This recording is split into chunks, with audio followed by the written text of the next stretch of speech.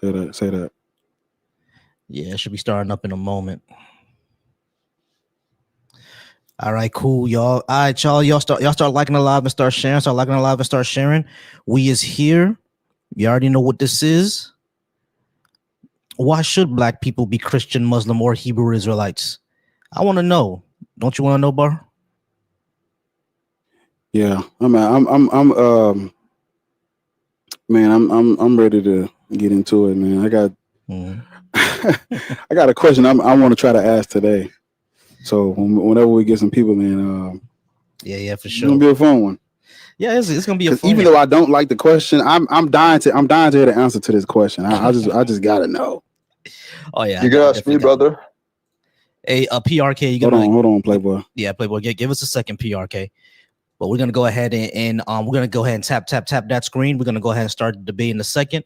We're gonna try to get to at least 1,000 likes before we go ahead and start. We're trying to get more people in here. Yeah. Y'all welcome to the stage. Y'all welcome Black Atheist Rants. And of course, me as well, your host.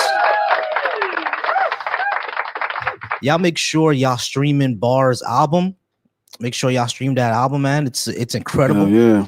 That album so is that. Yeah, y'all go ahead and go out there and get that. That album is amazing. It's incredible. So y'all make sure to stream that. Come on, man. Shout out to everybody. Revelations on all streaming platforms, man. Go get that. No, I love the fact I love the fact that you're Black Atheist. You named it Revelations. That's amazing. Yeah. All right, y'all. Y'all tap that screen. Tap that screen. We're trying to get to 1,000 likes before we start with PRK. Bluetooth connected. Dope. We're trying to get to 1,000 likes before we start with PRK and start with his point, his discussion. Be patient with us, PRK. We just getting everything started up. Love the fact that we already got a guest and we just started, but absolutely love that. All right, so if you're watching me over on the YouTube, shout out to you. I appreciate you there. Shout out to me if you're watching me from the Black Atheist Coalition. If you're watching me from Volcy Thoughts, we appreciate you there, of course. If you're watching me from the Deconstruction Junction, definitely appreciate you there as well. Y'all come through. We appreciate that. All right, we're at 1,000 right now. PRK, I think I've spoken to you before. Maybe a while back. Yeah, maybe a while back. All right, so the question now has become, I know that you're at least 18. I think that you're a Christian. Are you a black person? So I'm not black. Do you have to be black to be up here? We'll talk to you anyway. We don't believe that black people should be Christian. What's a good reason for us to be Christian? Yeah, so that's a great question. So I would say, if you get into the colonialism stuff and all of that, that's one thing. But when we're looking at Jesus Christ, okay. But when we're looking at Jesus, right, it's like, well, first, I mean, many people were convinced that they saw that guy resurrect. In my view, right? I'm convinced of that at the very least. And my thing about that would be, I find it very hard for many people that know the person to be mistaken that they've seen them resurrected. I think that's really difficult for them to be mistaken about. And I think the evidence for that you're saying is that black people should you're saying black people should be Christian because some apocalyptic preacher got unalived. Oh, well, people were convinced they saw him resurrected. I'm saying it's very hard for people to be convinced they saw someone they know resurrected. Many of them. Even if we go with that, what does him resurrecting have to do with black people? What does it have to do with us? Yeah, I mean, I feel like I'm not the right person for this panel, to be honest, because I don't know how to respond to that, dude. Okay, well, here was like Jesus came for the lost sheep of Israel. That's not us. Yeah, that's not us. I mean, because here's the thing, right? If something like this were to happen, there should be some sort of evidence for it. Yeah, people were convinced, but them being convinced doesn't make it true. And not only that, black people didn't become Christians through some revelations. Jesus never set a foot in Africa, unless you're gonna count the story when he went to Egypt. Unless you're gonna count that, but that kind of contradicts one of the other stories. But let's say he did go to Egypt, right? We're from sub-Saharan Africa. Me, myself, and Bard, what we would call black people are from sub-Saharan Africa. We're from we're not from the Levant region at all. You see what I'm saying? So it's not for us. Why would we accept it or be Christian because of some other story? Well, because okay, so you're saying that he only came for people of Israel, right? And that's what the Bible says. Yeah, well, that's what the Bible says. And number two, we don't even know if this is true or not. Yeah, I don't know if he did come for the lost sheep of Israel. Who knows what Jesus said? I'm one of those people that don't know what he said. It's like, yeah, you're privileged and you're privileged enough to where it doesn't even fucking matter. You're white. Christianity is not miseducation for white people. Christianity is miseducation for the Negro, though. Right? Yeah, and just to add on to that, PRK, the reason why we say that is that even though Christianity originated in the Levant region in the Middle East, it's factual that right now the theology, the finance, the governance, the spirituality, literally every single thing that has come out of Christianity for the past 2,000 years has been centered in Europe, not anywhere else. Yeah. Okay, fine, but right. Can I also to that previous question, because I thought you said something interesting. You are under the persuasion that these people were convinced they saw Jesus resurrected, right? It doesn't. If you think that they were convinced, fine. I'll let you have that for the sake of the conversation. If you're saying, "Hey, I believe that these people during whatever time period believe that a man died and resurrected," I'm saying, what does that have to do with us? We had our own gods.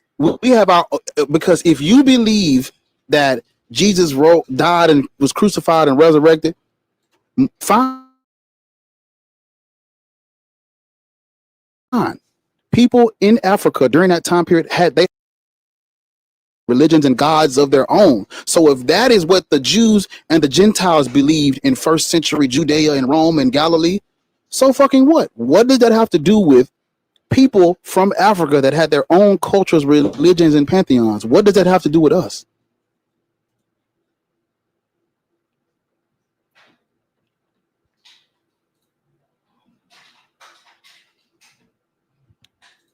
Hey, take your time, but hurry up.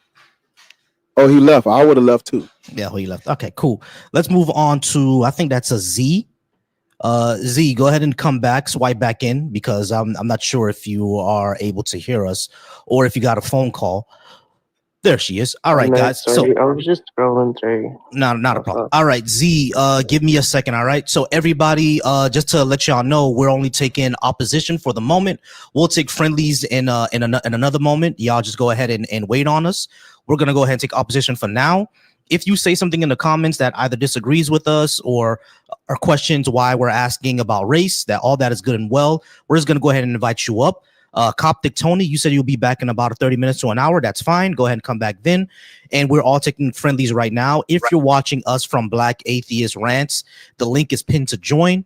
If you're watching me from Volcy Thoughts, the link is pinned to join. If you're watching me from Black Atheist Coalition, the link is pinned to join. We appreciate y'all. We're going to talk to Z right now. We do see the other guests in the box. No worry. We're going to bring y'all up. Z, how's it going? Are you at least 21 and Christian, Muslim, Hebrew, Israelite? Are you a black person? I'm not black, but I'm 23. I'd like to say I'm Christian. Cool. You're a Christian, not a problem. All right, y'all, we're gonna go ahead and talk to Z. So Z, we don't think that black people should be Christian. What's the reason why we should be? This religion is basically European culture deified. Slavery. It's slavery, yeah. It's basically Greco-Roman culture. That too, my bad. That too. Black people did use Christianity as a coping method to survive slavery. I will give you that. But there are a lot of black churches as well, you know. So I would say it's more than just slavery. It's a but why are there black churches? Hold up, go on mute, Playboy. Go on mute. In hard times. Go on mute. If you're not Z, go on mute. Everybody else go on mute. Thank you. So Z, we know that there are black churches, but why? Because they came together during the slavery. What? Because like the slavery time, they came right. Do you think people should practice religions forced on them during slavery? No, but I think we should look past that, and we should Slow down. recognize the fact Slow down. that You're we talking. survived it. Listen, you're talking past yourself, Z. Slow down for a minute. I'm gonna ask it Mhm. again. I want you to think about your answer and then think about what your response. This is a yes or no question. Do you think people should practice religions forced on them during slavery? Yes or no? I think it's more than that. You're subsidizing it to slavery. How did black people get Christianity? They didn't get it. They picked it up themselves. They turned it into From who? Where did we get it not from? white people. The New Testament was originally written in Greek. What Well, how black come- African? Pardon? What black African people? Where on the continent of Africa is the language Greek indigenous? Where? I'm not educated on that. Sorry, could you? It's nowhere. Nowhere. Z. It's nowhere. I mean, Nowhere, that's Z. not something that you have to be educated on. Nowhere in Africa do they speak Well, I don't Greek. speak Greek. Hold on, Z. Hold on. Listen. Nowhere in Africa do they speak Greek indigenously. That exists nowhere in Africa. I wouldn't. Hold on, think so. Z. You're.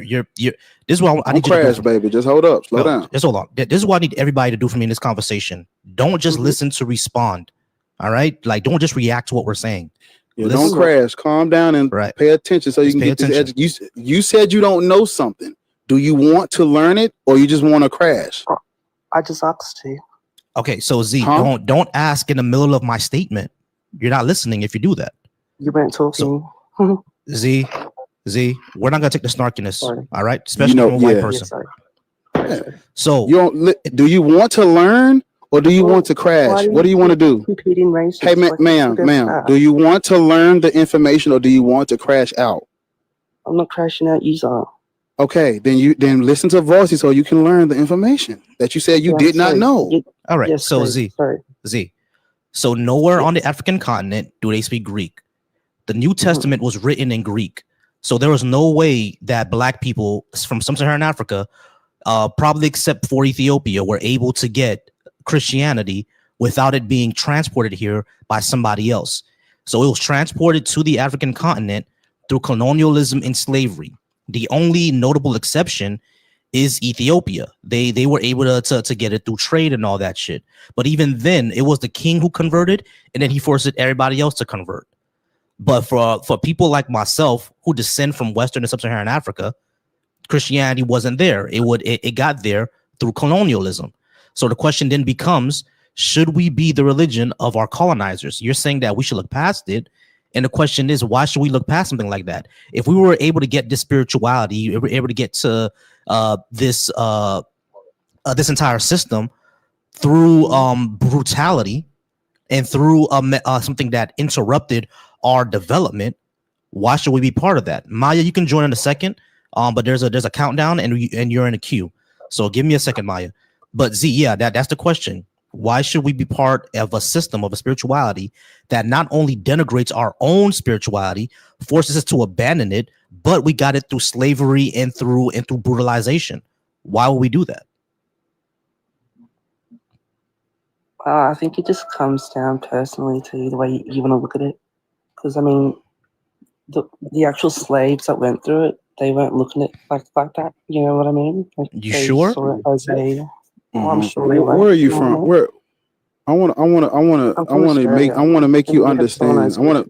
We had the I want to make you understand what's going on right now. Mm-hmm. So you say you practice Christianity, right? I didn't say I practice it. I'd say I'm Christian. I have a relationship with God. So you're a Christian. You practice Christianity.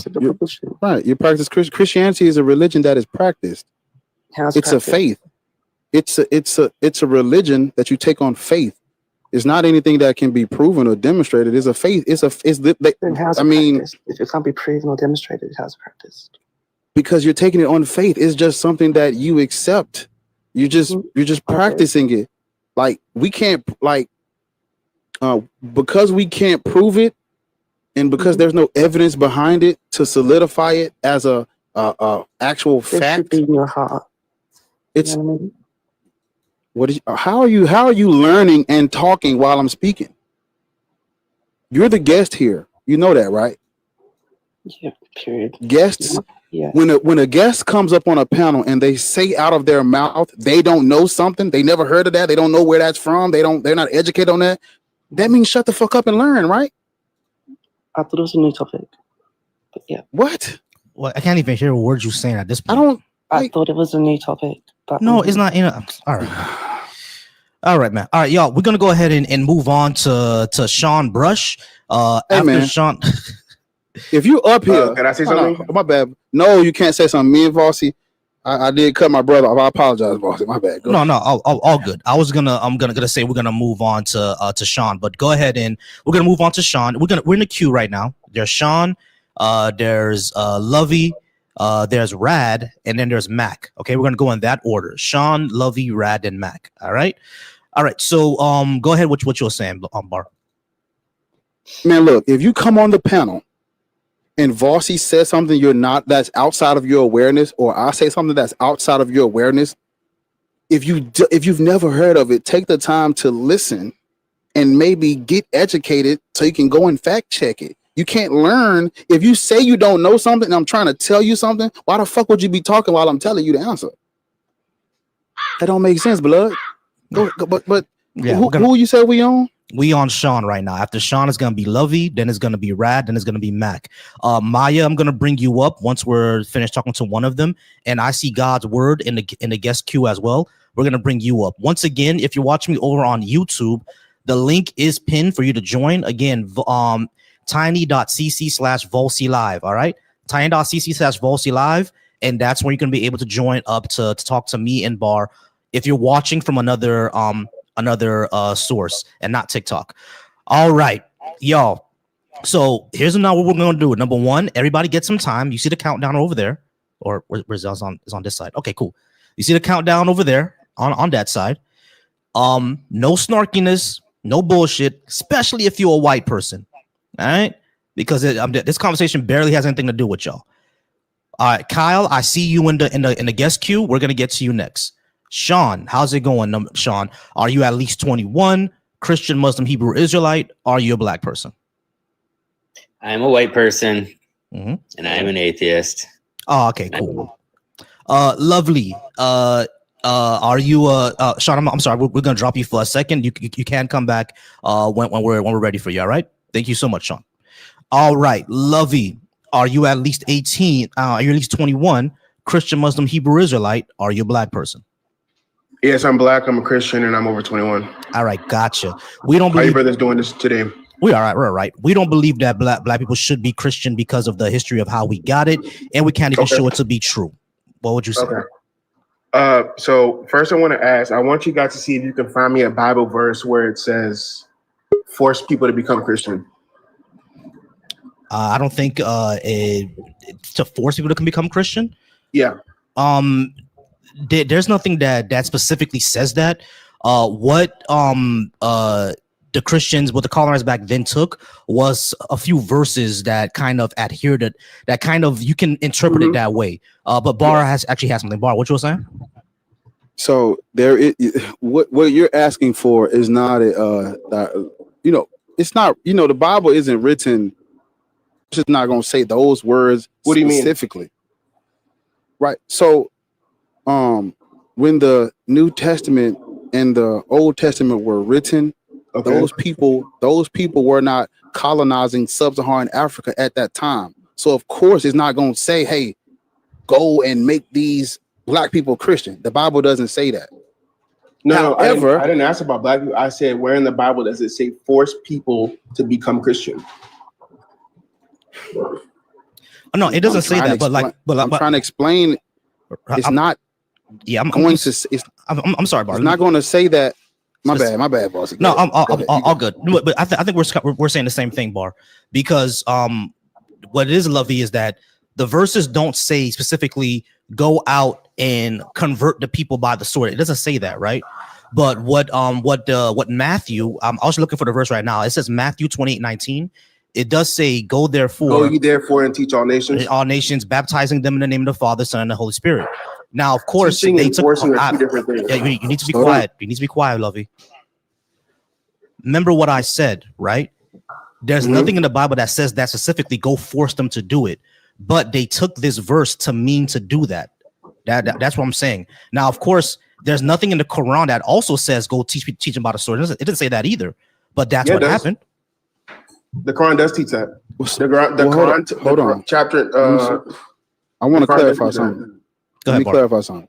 So, what you're about to do is you're about to argue against the interpretation of people who you think use the Bible wrong. That's not what we're doing here. I can't argue against what the white people use the Bible to do because they already did it. Whether you like it or not, they did it. That's how we got Christianity. I can't go back in time and change that. Yeah, I understand that. Yes, do you watch this? I'm about to show you. Do you think white people use the Bible wrong?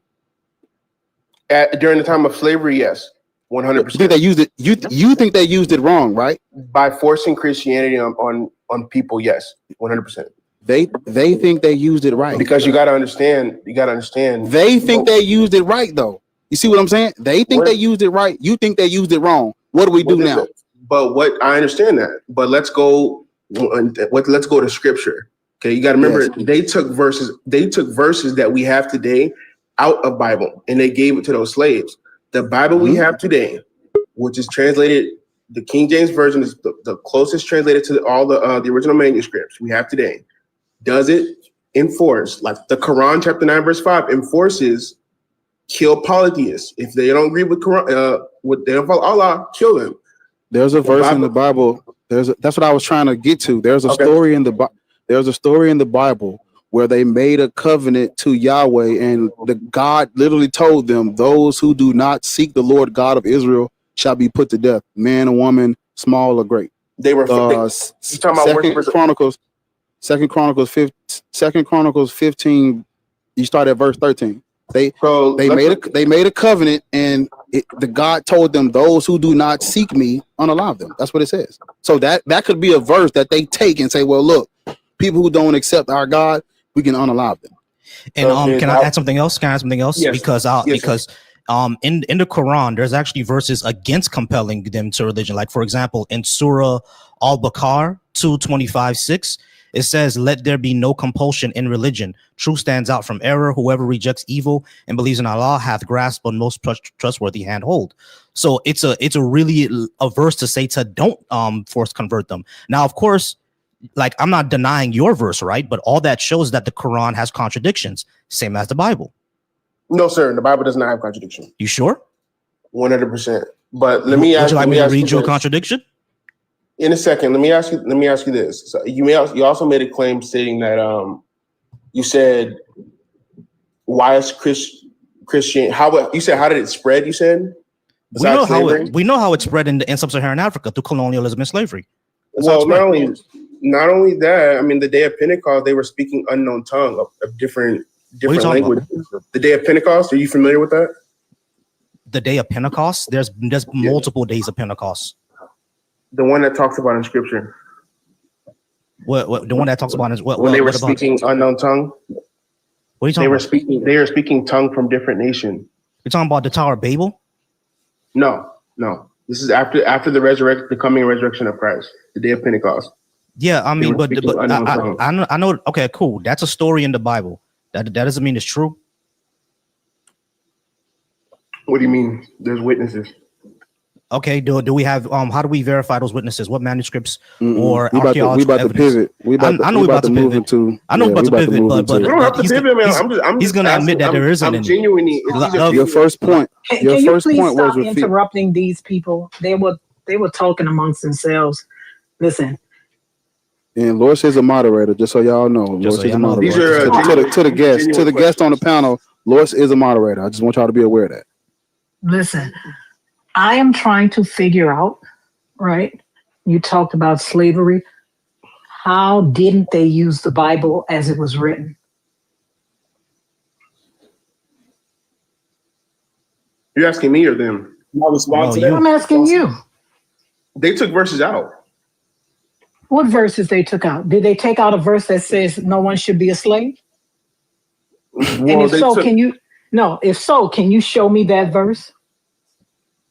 Show you a verse that says not to be a slave in the Bible? Can you show me a verse that says, that where God or Jesus says that slavery is wrong. No one should be slaves. You So, say because you said they took verses out, and so I'm assuming that's one of the verses they took out. Well, when I said that, I was agreeing to the gentleman with the red do-rag. That's how they use the Bible to enforce. Okay, so what are these Christianity, verses that they took out? No, but sir. Listen. Let me ask you. No, don't ask anything else because you've been asking questions. You haven't brought anything. Can you tell me the verses Sir, why do you keep interrupting? Sir, Love, stop interrupting. Sir, let her ask her question. Can you tell us the verses they removed? No, but we can do a quick search here. Okay, so search. I want you to search and tell me the verses they removed. Let's see. Okay, so here's my entire point. Love K. So this is my entire point. Like we both know, like because you're gonna say that they took one verse and they twisted it, right? All that is good and well, but at the end of the day, Jesus himself didn't come back and say that this is a proper verse and this isn't a proper verse. He didn't do that during colonialism. So even if you were to claim they took those verses wrong, you have no idea if that's true or not, because God never came down and said it was wrong, did he? We have original manuscripts. No, we don't. We have those manuscripts. No, we don't. Sir, can you give me the verses that they took out where God or Jesus says no one should be a slave? I'm abolishing slavery. That's what I want. Can I show you the verse that says God? And my question was, I asked, I'm not talking about a question. No, I asked you a question because this is like your fourth question that you've asked. You haven't. I asked, sir, I'm not. You keep interrupting. Show me a verse. You have not answered any questions. You have not answered any. You're trying not to answer the one that I am asking. I am asking you to give us the verses that you said were taken out. That says that no one should be a slave is wrong. All right, you can come off mute now, Love K. The reason why I muted you is because you keep interrupting. The middle of her sentence should not be interrupting the beginning of yours. You understand that, right, K? She interrupted me first, but she's a mod. Go ahead and answer her question. Yes, she has her rights. The hosts and the mods have a right to interrupt because this is our stage, not yours. We'll give you the chance. Copy that. So back to the question I was asking you guys is I want you to answer my question first. You're not asking another question until you answer the question that I asked you. Because you haven't answered any questions. Like I said, you cut me off while I was asking them. Okay, well, answer the question that I asked. I asked the question first. Are you going to answer it, yes or no? Sir, where are these scriptures that you say were taken out of the Bible?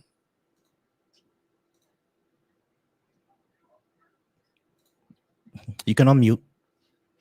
Yeah, because you said that. No one put a pistol up to your head and asked you to say that. You said out your mouth, they took scriptures out. Lawrence is asking you a clarifying question. Which scriptures did they take out?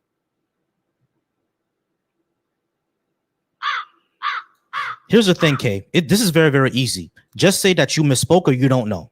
Very, very easy. Take accountability, bro. If you made a mistake, just take accountability. Say, I made a mistake. Yeah. This is very easy, bro. Can y'all hear me now? Yeah, we can hear you now. Go ahead.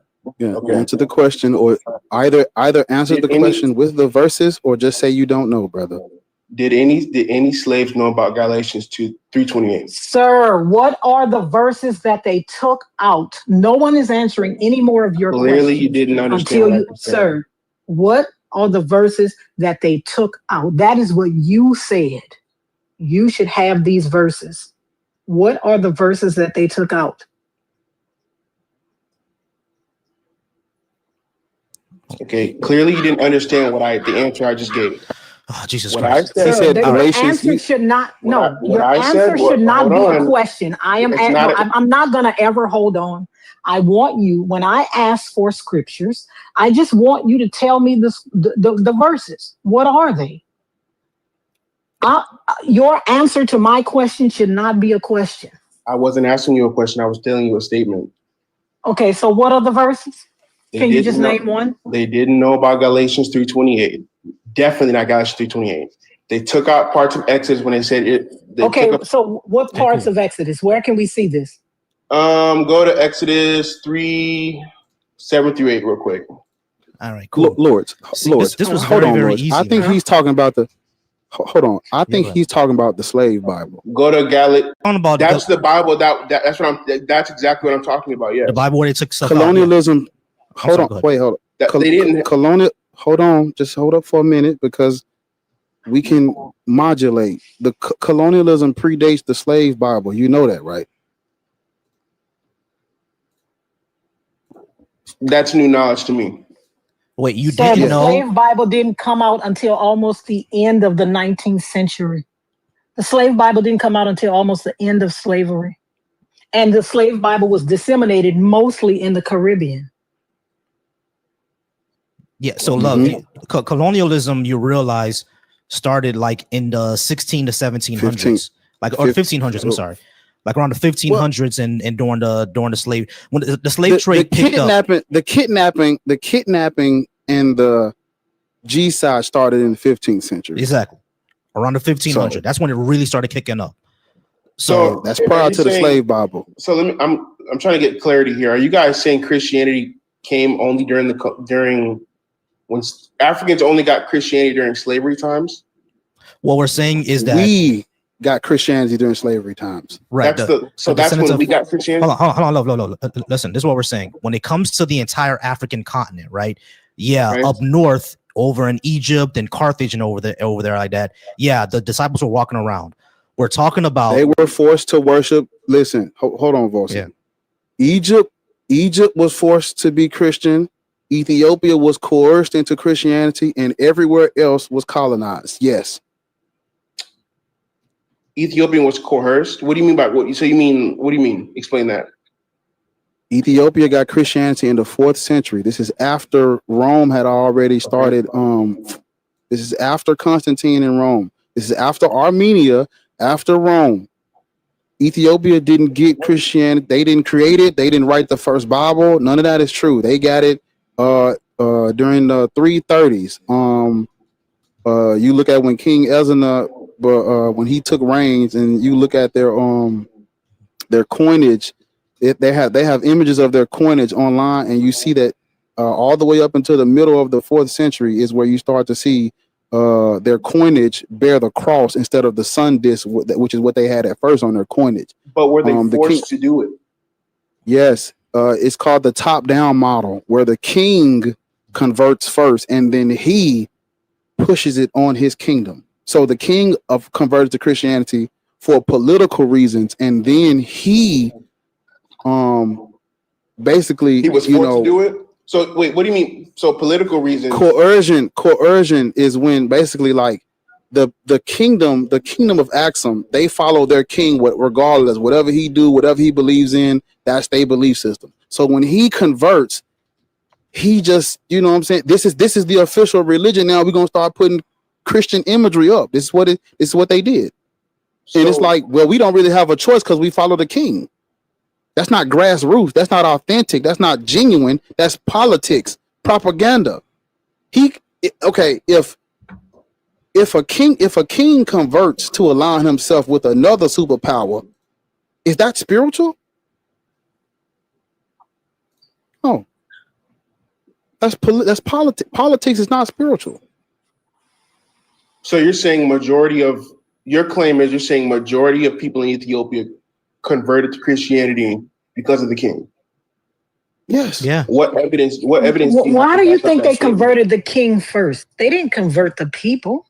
They converted. When you convert the king, you don't have to convert the people because the king decides what happens. The king decides what happens. That's a choice he made. They changed their currency. He made a choice to humble himself. They changed their currency. You have no idea what you're talking about. They changed their currency. No idea. You're talking about humbling yourself. And sir, we are talking about history and something that really happened. And you're talking about someone humbling themselves. He humbled himself and accepted Christ. Sir, that's not what happened. That is absolutely not what happened. That is not why he converted to Christianity. Okay, enlighten me as to why he converted. Politics, bro. It was political. They was getting their ass whipped. The Cushites were fucking up the European trade routes in their area, right? Okay. Do you know that? I'm saying right, like you know, you don't know. Like love, you like remember how the King of Congo, King Alfonso I, when he converted to Christianity, it was all to have a trade deal with Portugal. That's what it was all about. As a matter of fact, King Alfonso tried to stop the slave trade and said that he wrote to the Queen of Portugal saying that we need to stop slavery, and they ignored him. Like this is all like documented history. It was all political. Same thing with the kings of Mali. The kings of Mali only converted to Islam for political reasons. When Muslim explorers, when Arab explorers went to the kingdom of Mali, they saw that they weren't even doing Islam the way that they do it over in the Arab world. They were doing their own African thing.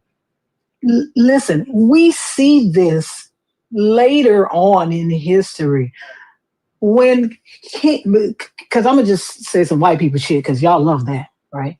When King Henry VIII wanted a divorce and the Catholic Church wouldn't let him get a divorce, right? He changed the Church of England from Catholicism to Anglicanism. He unalived a bunch of Catholic people, including the man that used to be his Lord Chancellor, Sir Thomas More. What do you mean? The people follow the king. Yeah, the entire Anglican denomination started because the motherfucker was horny. Like literally.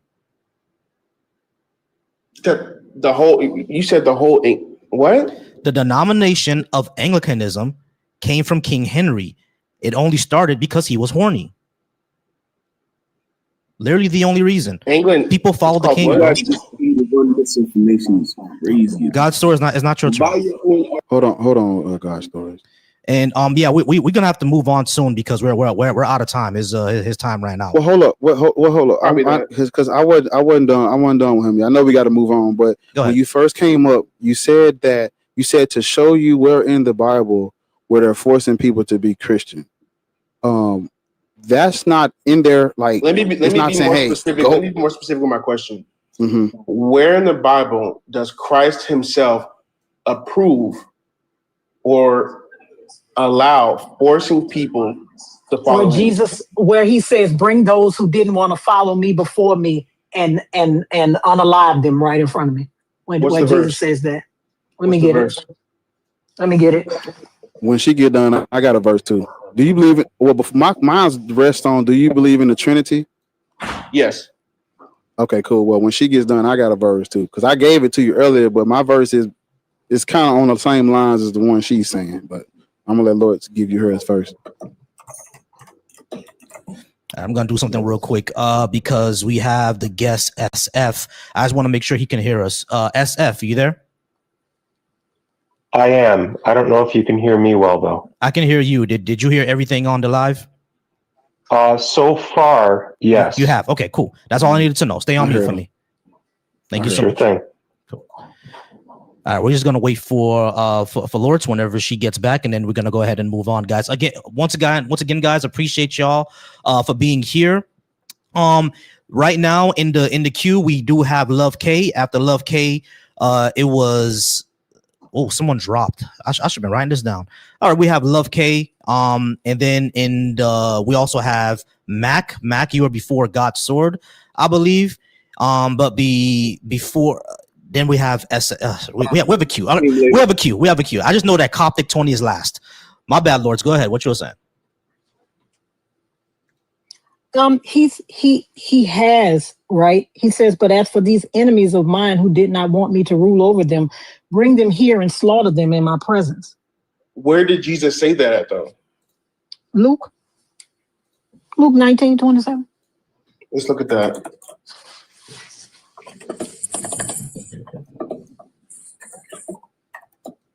I tell you, to all those who have, more will be given, but from those who have nothing, even what they have will be taken away. But as far as these enemies of mine who did not want me to rule over them, bring them here and slaughter them in my presence. Why would Jesus say that? Let's read the well, in this passage, Jesus is teaching using a parable. Yeah. Well, why would he say that? Let's look at the context.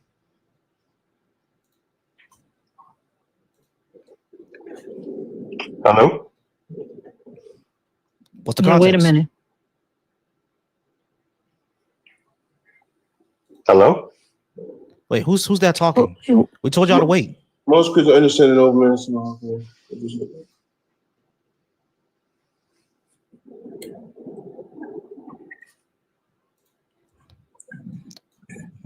You got the context yet, Love K? I'm getting it up right now. Right, diabiblical. I'm sorry, man. Your name is not diabiblical. I think you just expose yourself. It's a parable, right? God's sword. Please don't come off mute again. I know that God's children have a hard time with self-control, but what? Deep breath. I am not breath. talking to you. Okay. Aren't you doing something? I said God's sword. I said diabiblical. You keep answering for these other people that are not you. I didn't know who you're talking about. I said their names. What? Christ Almighty. You woke up on the wrong side of the bed today, didn't you? No, I did not. Yeah, Sir, nah, I am saying these people's names, and you keep saying, what? What you saying? I'm not talking to you. Mad this morning. I'm not, sir, I am not talking to you. Why is it taking you so long to read the context? Yeah, we're gonna need So you to this hurry with this parable context. says We the gotta move first is on. the king in the story speaking about judgment on his enemies after he returns. So judgment on his enemies after he returns. Exactly. Who are the enemies of the Lord? People who didn't believe in him. No, it literally says but as for these enemies of mine who did not want enemies me of the to Lord. rule, sir, can you stop interrupting me, please? My God. Please. But as for these enemies of mine who did not want me to rule over them, bring them here and slaughter them in my presence. He's literally telling you why he wants them slaughtered in his presence. He's using that parable, but for who? That's my question. That's what I'm. Sir, first you said, show me where it says that. I show you where God said the people that don't understand what version of the Bible. Hey, SF, it's not your turn. You gotta be quiet, SF. It's not your turn yet. Go ahead, Lords. Sir, who are the people that don't want to follow Jesus? I mean, there's no specific group of people that don't. So if there's you no are being specific group of dishonest. people, what's the point? He means everybody then, right? He means everybody that don't want to follow him. You just said that that don't want him to rule over him. You just said there's no specific group, so that means everybody, right? Mm-hmm. You asked for a verse and she gave you one. Can you take back what you said in the beginning? No. The verse is not used to force people to come to Christ. That's not what the verse is. Sir, no. If I decide not to follow Jesus, if I decide that I don't want Jesus the verse is talking about me, sir, can you please stop interrupting me? Please. I don't know what your problem is. If I decided that I did not want Jesus to rule over me, what would happen to me? You would be judged. No, it says I would be slaughtered in his presence. That's what this says. Can I explain now? Okay, go ahead and explain what slaughtered in his presence means. The parable is used to explain this. For people that reject Christ, that's the day of when they are judged. That's how they'll be judged. Okay, so for us not believing, that's not forced. Hold on, that's not forced. So for us not believing, actually that is forced, because it's saying that when this super sky wizard carpenter guy comes back, we're all gonna get killed because we didn't believe him. Well, that's saying what the verse that's said. he's not forcing. He's not. No, that's not. That's a consequence. No, it's a threat. It's a threat. All those who didn't believe and follow me are going to get their heads chopped off. That's what that says. Like I said, that's a parable used to describe. Okay, so we're not going to get killed on the day of judgment. You're going to be right. So Jesus was a rapper then. He was just using bars to say what he was going to do. Really? No, Jesus oftentimes spoke in parables. Yeah, like how rappers do. So Jesus was a rapper. He was an Iron Age rapper, y'all. He was just spitting bars. This is stupid. I'll explain it again. If you die, love. We already understand. You understand that most of us grew up in church, right? We already understand this. That's what I'm trying to. We need to get past him. Yeah, so let's do this. Let's do this right here.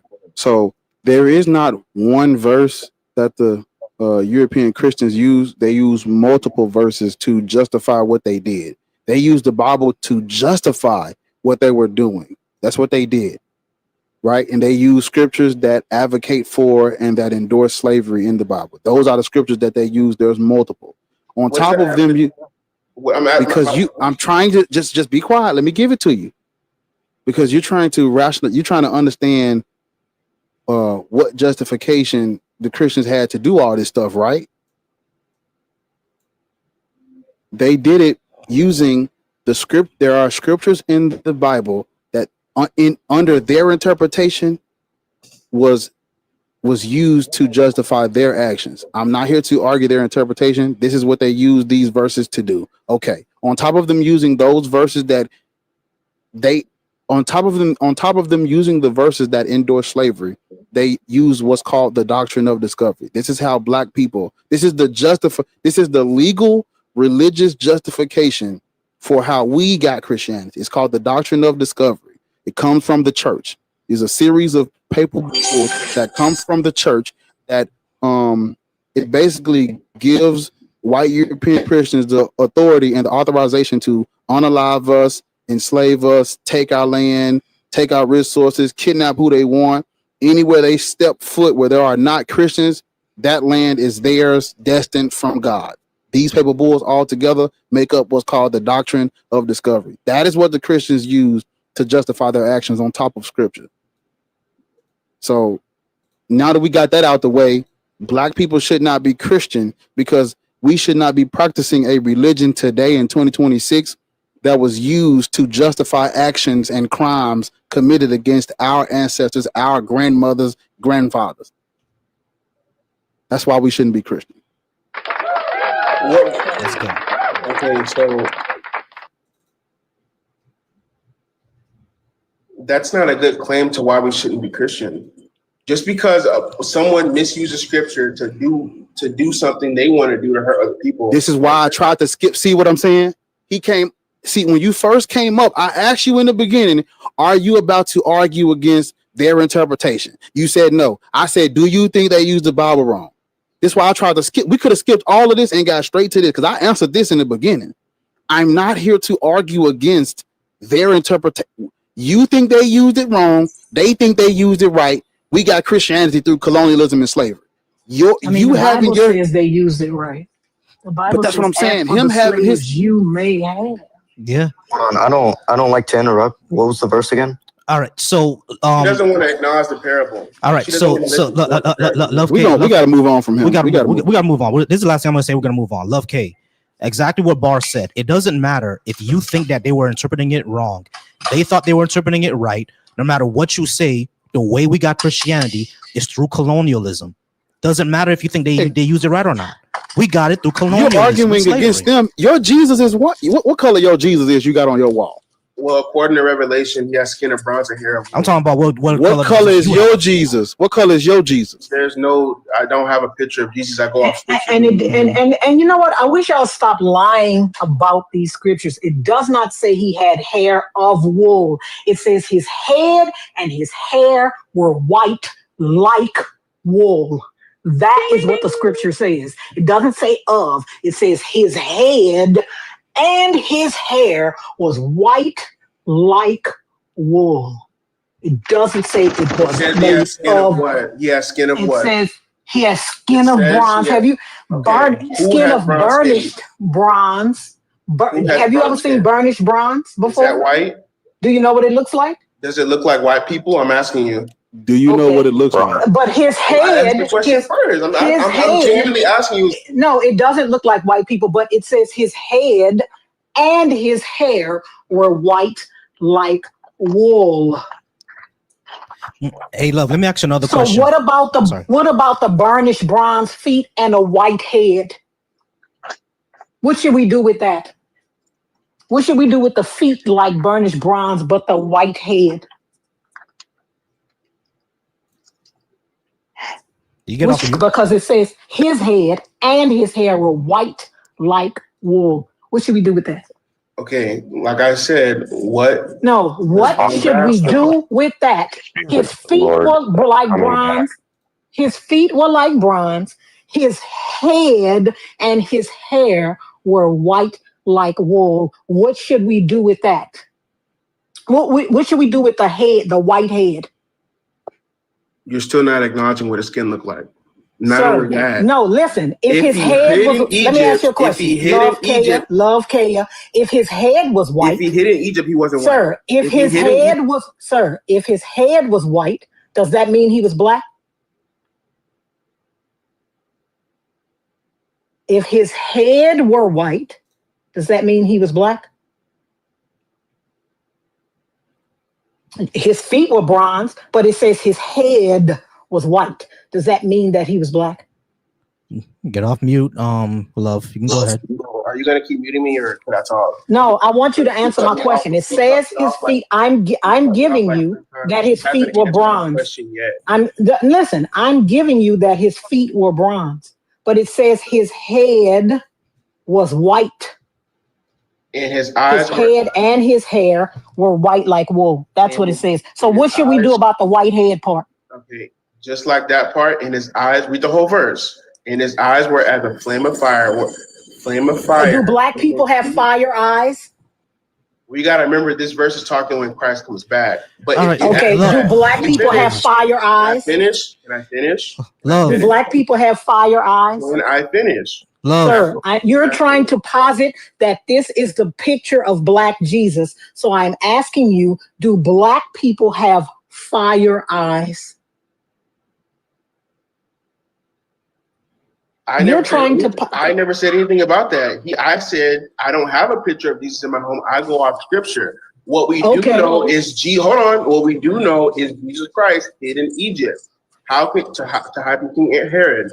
How can a white person go in Egypt and hide? So then, why does the scripture say his head and his hair are white? No, why does that same scripture says that his head because he's in his glorified state, right? We're white. No, Mac, please be quiet. Why do y'all keep coming on mute? I said he came. That's when he comes back for judgment. Okay, so what I'm asking you is, how do you account for his head and his hair being white? How do you account for that? Because that's what that exact same scripture says. He's in his glorified body. He coming back from judgment. All right, great. That's what he's so all right, y'all. I'm sorry. Y'all. Hey, pause. Everybody pause. Everybody pause. We got to move on, man. Yeah, just let him. We got to move on. She can't answer that question. No. Wait, we need you to shut up and move on. That's what we got to do. All right, guys. Go ahead, Bar. I'm just gonna go ahead. Okay. Go ahead. Let's move on. Yeah, we're gonna move on. Yeah. All right, y'all. Quick announcement. We're gonna go ahead and go in order. SF, thank you for being patient over on my StreamYard, but there are people in front of you. It was Mac and God's Sword, and then we're gonna get to you, and then it's gonna be Coptic Tony. Once again, over on my YouTubes, if you would like to join tiny.cc/Volcy Live, I'm gonna change that in a bit. I'll probably make it Volcy and Bar, but tiny.cc/Volcy Live, where you can join in. As you can see, there's already a guest here in the StreamYard. You guys can go ahead and join in. So don't tell me that doesn't work. Once again, dropped any gifts for the followers. Y'all make sure to gift up Lords. Y'all make sure to gift up Bar, because Lords is always amazing. If you're in the comments right now on TikTok and you would like to join, just join in on the guest box. Don't be afraid. We don't bite. Once again, we are here and we'll be here for a while. We appreciate y'all. Pump those numbers up. Thank y'all so much. It's wasn't Mac or God's sword? Who was first, y'all? Wait, before we go, can I read Revelations 1:14 through 16? I want to read this Sure for thing. the people that do not, for the people that His that do head not and read their hair Bible. were white like Wait a minute. wool. Hey, Hold on. SF, Hold be on. quiet. It's Hold not your on. turn. Hold on. Go ahead, Lords. I want to read this for the people that do not read their Bible, right? And I'm going to read the King James Version, the nigga's favorite version. Revelations 1:14 through 16 says, his head and his hairs were white like wool, as white as snow, and his eyes were as a flame of fire, and his feet unto fine brass, as if they burned in a furnace, and his voice as the sound of many waters. It does not say his hair, it says his head and his hairs were white like wool, as white as snow. That is what the Bible says. Unless y'all think this Bible is lying. Like, I don't know what y'all want me to say. That's what the shit say. Very easy. Very, very easy. All right, guys, we are going to move on. I'm not. I forgot if it was Mac or God's sword first. So let's just go with Mac. All right, Mac. Are you at least 21, Christian, Muslim, Hebrew, Israelite, and your picture looks a black person? Are you a black person? You there, Mac? Could you do the other dude? I'm in the middle of a game. He's in the middle of the game. All right, not a problem. Come back when you're done with the game. God's sword, how's it going? Are you at least 21, Christian, Muslim, Hebrew, Israelite? Or are you a black person? Yes, Christian, black. Cool. 21 plus? I said yes. All right, cool. Nigga sound 50. Nigga sound 50. A little bit more time since the other one went pretty long. We don't believe that black people should be Christian. Why do you think we should be? Well, it goes back to your original argument. You said how we got Christianity is wrong, but that's irrelevant. We need to look at governance. As far as governance for black people, we only have two main forms of governance, which will be either Islam or Christianity, which have some form of tenure, right? Why is that the case? Hold up, right there. Because you don't have you made a anything point. else. Oh, slow down, right there. Don't nobody fucking move. Everybody, hold on. Why is it on the continent of Africa and in these United States where we were brought to as slaves? Why is it we either only have between Christianity and Islam? Why is that the case? Because all the other ideologies are trash.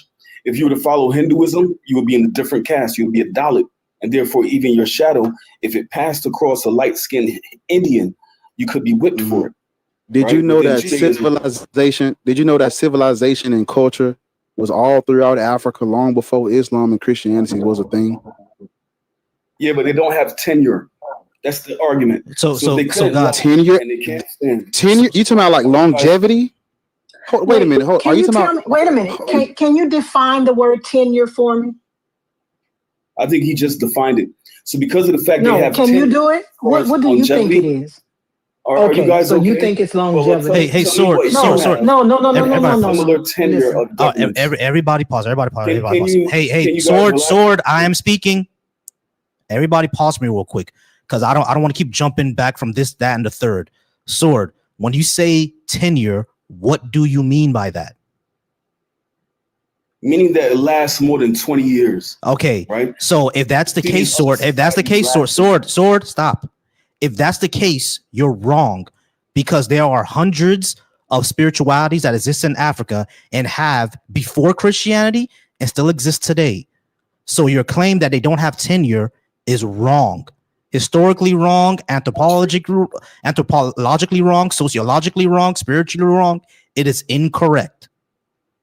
You don't understand the argument. Can you name the country, and which country has the premier governance of said spirituality? No, that's irrelevant. But that wasn't your claim. Your claim was that tenure. Hold on, that wasn't your claim, sword. Your claim was that it doesn't last more than 20 years. That is wrong. That's what you said. That's what you said, and that's incorrect. Right, but governance. No, sword. No, sword. No, sword. Sword. No. Yes, that's how I started. Sword. When I asked you, what you mean by tenure. You said longer than 20 years. There are plenty of spiritualities in Africa that last longer than 20 years. Now, if you're gonna say what's the premier, if you're gonna ask what's the premier, if you're going to ask governance, what spirituality? Hold on, Sword, shut up, bro. If you're gonna move your argument now to governance, officially, all these are supposed to be secular nations, but unofficially, yeah, we all know that they go off of Christianity or Islam, sometimes both, like over in Nigeria, like over in Senegal, they go by both. But at the end of the day, Sword, that does not matter. It does not make it true. Just because these African countries, just because these African countries use Christianity and Islam in order to rule their country does not make Christianity and Islam true. Because again, you already said that in Hinduism, we will have all this horrible shit happening, right? India uses Hinduism. China uses Confucianism. Are you going to become a Confucianist now because China has been Confucianist for the past 5,000-6,000 years? You're not. So what are we saying here, Sword? We're not talking about a form of governance, bro. We're asking about the form of governance for a country. We require some form of governance for our people. Sword, I understand that. Sword, again, I understand that. Sword. Actual governance. Sword, you're not. All right, you're gonna need to shut up and actually stop. All right, be quiet for a second. Sword. Listen, he's gonna say governance a million fucking times. I don't know what y'all gonna do. He gonna say it 30,000 times. Oh, you must have ran into him before already. So yeah, he's gonna say it governance a million times. Billion times. Cooks her regularly. Hey, Sword. Listen to my. Sir, you've never cooked meat. You can't even control yourself long enough to do that. I don't know. I've been on a panel with you. I've never even talked to you. I've never talked to you. I just know you because you keep saying governance, and it jogged something in my fucking memory. All right. So, Sword, this is my point, right? Just because a certain group of people govern their country using the principles of a religion does not make that religion true. You understand that, right? In the case of Islam, I would say, because it's providing an inferior form of governance. But within Christianity, we can see a superior form of governance to the point whereby you guys. Yeah, we're gonna move on. All right, Mac, are you ready to talk now, or what? Yeah, I'm all good, man. All right, cool. Mac, you did say that you're at least 21. Listen, I'm sorry, go ahead. Wait, can I just say something? I just say something to the nigga with the square haircut that just left out of here, Love K? Mm-hmm. I'm a doctor like Cheyenne Bryan is a doctor. That's the kind of doctor I am. I'm a doctor like Cheyenne. I've said multiple times to him, I'm a doctor like Cheyenne Bryan is a doctor. You should actually be more worried about your barber than whether or not I'm a doctor. Because I saw your fucking haircut. And that motherfucker is square. He's living in a pineapple under the sea. They got a square head. All right. We're gonna go ahead and move on. Mac, how's it going, Mac? You did say that you're 21 and that you're Christian and you're a black person. We don't believe that black people should be Christian. Why should we be? Well, I feel like because Christianity is the true religion, albeit some people. How do you prove that? Well, one, I just look at the history of what's written about Christ. None of it makes it true. Well, what would your standards need to be? Well, my that standard is filled to the fucking. Oh, my bad. My standard would need to be that they actually have evidence of something supernatural, which no one has ever come up with. But like what kind of evidence? Something that's testable, demonstrable, scientific evidence. Right. I know. Demonstrable, repeatable. No, demonstrable. The evidence has to be demonstrable, repeatable, falsifiable. Was there any supernatural event that happened in the Bible that we could use that? So you're asking us. You're the one up here that said it was true. Don't ask us. Yeah. No, you're asking us. We don't know. I mean, you're basically saying the only way we could believe that it is true is to be able to test it, in a science. Sir, we're not saying, we didn't say the only way we could believe it's true. You believe it's true. You haven't tested anything. right? Yeah, no, We didn't say that. You said that, you know, when I said this is the reason to why I believe it's true, you said that doesn't make it true. And so I said, Yeah, okay. it doesn't make it true. It doesn't. You believe that you believe that it's true. You don't know that. Yeah. So that's, you know, that's how we got here, because you said that what that was me. You know, we would need what that was me, Mac. So Mac, evidence. Mac. So okay, yes. In order to believe anything, you need evidence. Like, are you believe? Are you saying that you believe things with no evidence at all? No, I'm saying we have evidence. Okay, what is the evidence that we have something supernatural? Yeah. See, now you're asking for something that's more of faith. We have evidence. You said you had evidence. You said you have evidence. Well, you know what? Can you just give us the evidence you have? And when you say evidence, what are you looking for specifically? Mac, you just said what you is had it that you have? Give us the evidence you have. Yeah, but I was answering saying I had evidence more like in the sense of like who Jesus was, what he did, that there were people who claimed to see him and they were all stories are not consistent. Evidence. Reading the Bible is not evidence. Give us something. We also have scholars who affirm that he was alive. Mac, hold on. Because this is what all apologists do, right? For first of all, I never made the claim that Jesus never existed, right? I have no problem with Jesus being a real guy. That's not the issue that we're having. Hold on, Mac. Wait. Mac, the middle of my sentence did not interrupt the beginning of yours. Okay. Let me finish what I'm saying first. You're right.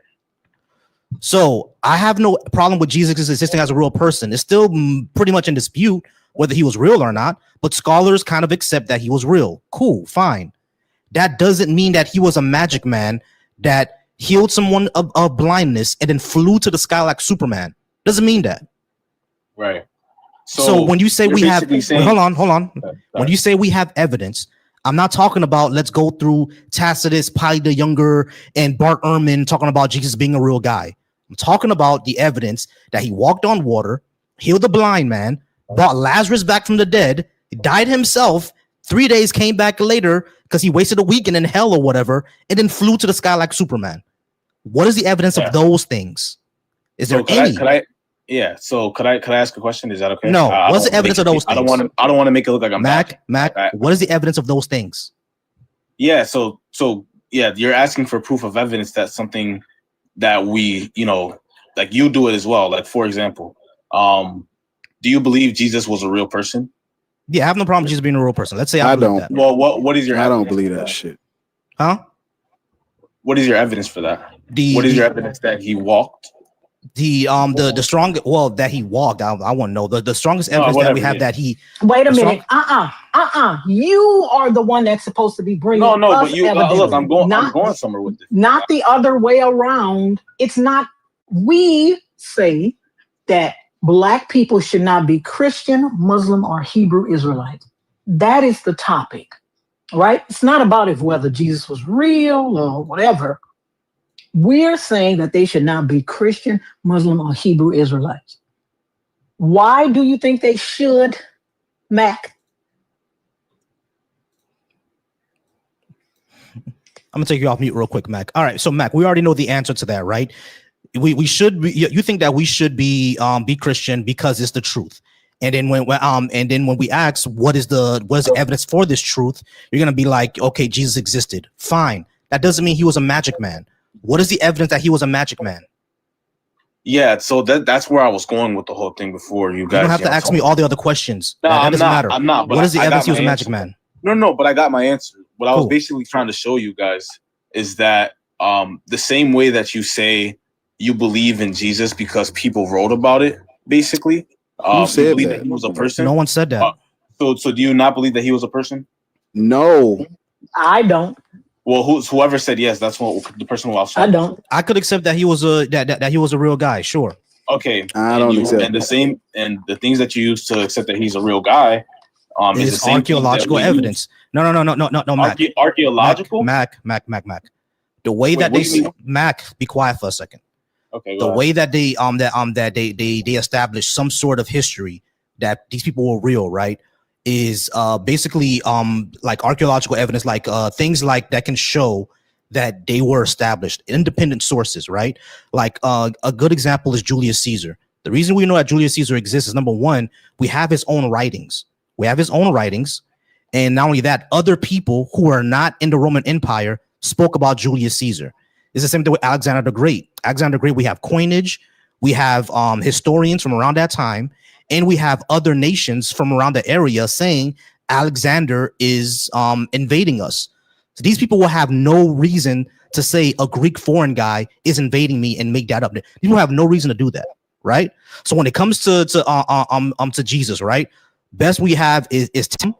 That's the thing. We don't know what his source was, but the fact that we know that this was a historian copying Roman records. That's where we can say, okay, Romans were good record keepers. He's copying Roman records. Jesus was probably a real guy. You know what I'm saying? That's what we use. Now, was he a magic man? Yeah, you're asking for something you can't really prove. Exactly. So because we don't have that, why should we believe in anything supernatural? Well, I mean, that's where faith comes in. Look at what is faith reliable? Yes. Faith is reliable? Well, depending on what you're basing it off of. Yeah, if you're basing it off the supernatural, it's not. The evidence. I just want to know, can we have the evidence from Mac, who is the Christian, of why Black people should be Christian, Muslim, or Hebrew Israelites? That's what we're kind of going down right now. Well, tell us why. Why Mac, you already admitted that you don't have evidence that he was a supernatural magic man. So why should Black people believe it then? Right. Why do you think Black people should be Christian, Muslim, or Black Hebrew Israelite? Yeah. So again, because what we have is consistent. And just by looking at the evidence of, I mean, I guess you can't see the evidence of a supernatural event. Like nobody can take a picture of somebody walking on water or anything. But I mean, I feel like that's kind of cowardly to even ask for. Look, Mac, it's not cowardly at all. Wait, hold up. Albeit, what do you mean? No. What do you mean it's cowardly to ask for? It's cowardly to ask why Black people. That's what you came up here to answer. What do you mean it's cowardly to ask?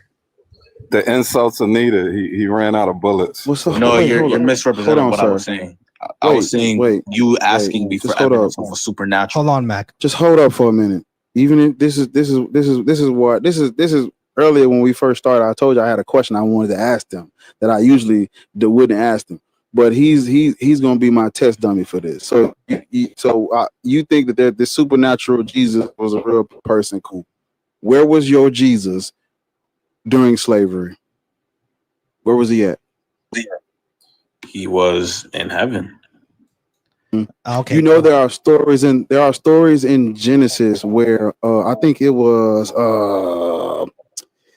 who was that? God, who was that walking around and shit? I couldn't think of the guy's name. Fuck. Is Abraham? Who was Abraham's son? Isaac. I just said, I don't know the book, yo. You talking about Isaac?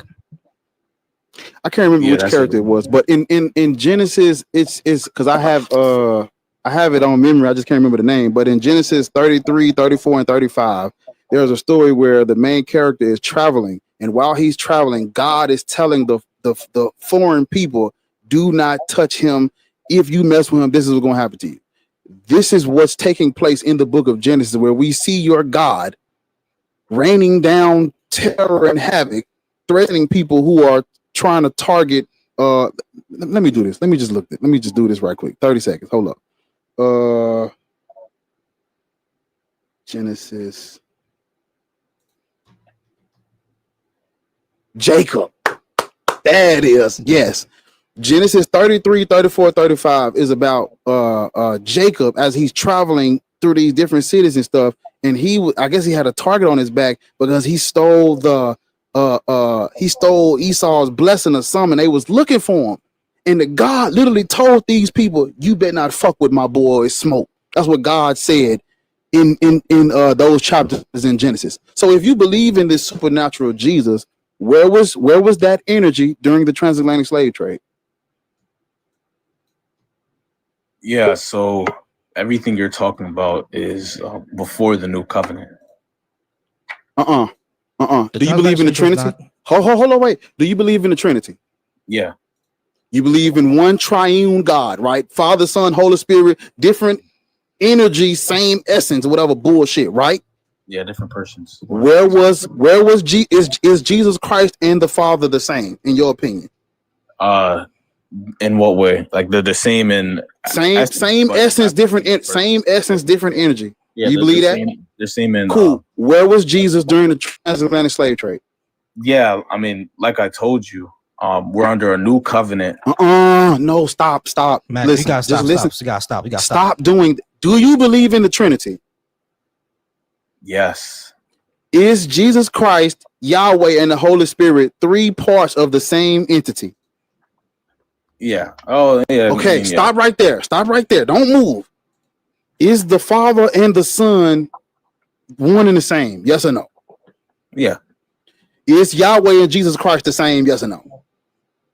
No. Okay. Where was Jesus or his father during the transatlantic slave trade? Where were they at? Look, like I said, I'm in heaven. Okay. Why is it that in Genesis 33, 34, and 35, God was protecting Jacob and he decided to stay in heaven when it was his turn to protect us? Yeah, like I said, we're under a new covenant. So everything that was happening. Can you show us the new covenant, sir? You've said Jesus, this multiple times. But hold on. Can you show us? Jesus can you show us the new because he about to take us. Where is it he in about the to take Bible? us somewhere. Jesus said, he about to hold on, wait, because you about to take us somewhere. We don't even have to go there for this conversation. You believe in the Trinity. It's the same God. So what are we talking about this new covenant for? What covenant what covenant are we under to where the God helps Jacob in the Bible and not black people during the transatlantic slave trade? Well, love your enemies as you love yourself, and love the God, love your Lord your God with all your heart, all your soul, all your mind. That's and the reason that's some weak shit, Mac. Wow. Let me just say something. Mac, this is some really weak shit. Jesus. Are you saying that we got brutalized and enslaved and our entire culture stripped from us, but it's all gonna well because we're supposed to love these motherfuckers? Yeah, no, that's not what I'm saying at all. All right, so why didn't God protect us? We're not deserving of protection either. Yeah, that's not true at all. He didn't protect us. We got enslaved, so we weren't protected. Yeah, but I mean, the world is sinful, right? Okay, what the stop right what there. the fuck that got to do with us? Wait, well, hold up. Wait a minute. Just hold up for a minute. When you read those stories in Genesis where God is protecting Jacob, there was people after him. The world was full of sin. Niggas was worshiping idols. They had all type of shit going on. People were using their free will to do all type of stuff, and God still came down and protected Jacob. And what you are giving, the question is, why would he do that for Jacob and not millions of black African people? Well, what happened when when God did that? It doesn't matter because God protected him despite. Listen to me. You're not listening to understand. You're listening to respond. Stop. Wait a minute. Hold up, Bar. Can you tell me what he's saying? What is Bar saying? Yeah, he's basically trying to say, well, why would God save Jacob and do all that stuff for him while the people in the transatlantic slave trade were probably going through something worse, and he didn't step in for them instead. Right. Okay, so can you tell us why? Yeah. What do you think that is? What do you think the reason for that is? Yeah. So, in the case of Jacob, number one, I really, this is like my biggest reason. God was using him for a specific purpose, right? So, I'd say him doing that for him was essential to bringing things to the way they are in order to fulfill what he said would happen. Is our enslavement what he said would happen? Yeah. Okay, yeah. So God is a jerk. Fuck that guy. All right, guys, we're gonna go ahead and move on. We appreciate you. Once again, if you would like to join in and talk to us on the board, the link is in the description, tiny.cc/Volcy Live. We're gonna move on to who we have over on the StreamYard. Seven, how's it going, Seven? Can you hear us? I can hear you. How are you, gentlemen? Well, all right. So, Christian, Muslim, Hebrew, Israelite, are you at least 21? Or are you a black person? I am a Christian. I'm 40 years old, and I am mixed race. All right, great. We don't believe that. Y'all be lying for the sake of conversation. What you mix? What do you mix with, brother? What do you mix with? White, German, and I'm half black. All right, you're half white, you're half black. All right, cool. Bullshit. I don't believe you, but go ahead. White mama or black mama? White mom. White mom. All right, cool. So yeah. So yeah. All right. We don't think black people should be Christian. Neither should you, as a mixed person. Why do you think we should be Christian? I'd like to ask No. Why do you think we should be No, Christian? No can questions. you listen? Can you please just answer the question, and then you can ask us a question? Do you regularly wait? Hold up. Seven. Do you regularly answer questions with questions? Yes. Okay. So this time, can you not do that? The host asks you a question. Can you answer it, and then you can ask him a question? I will do my best for you. All right, great. Thank you so much. That's the white mama. That's as much as we can ask for. Do your best. All right. Why do you think black people should be Christian? Go ahead, Seven. All people should have the ability to read and understand. We are talking about black people. The word. Can you not do that? In a healthy way. Sir, we are talking about black people.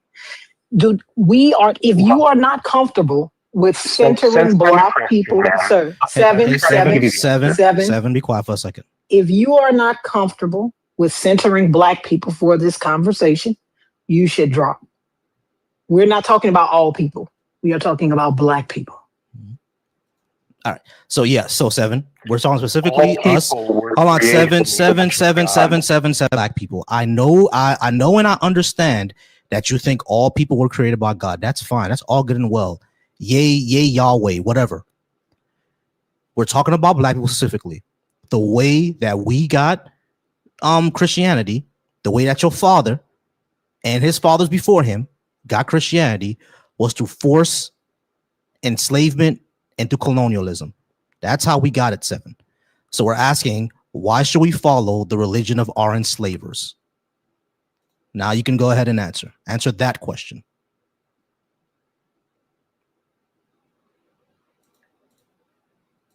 You're off mute now. You can answer that question. Okay. Slavery has existed for all of human history. All peoples, all races, and all creeds have been slaves.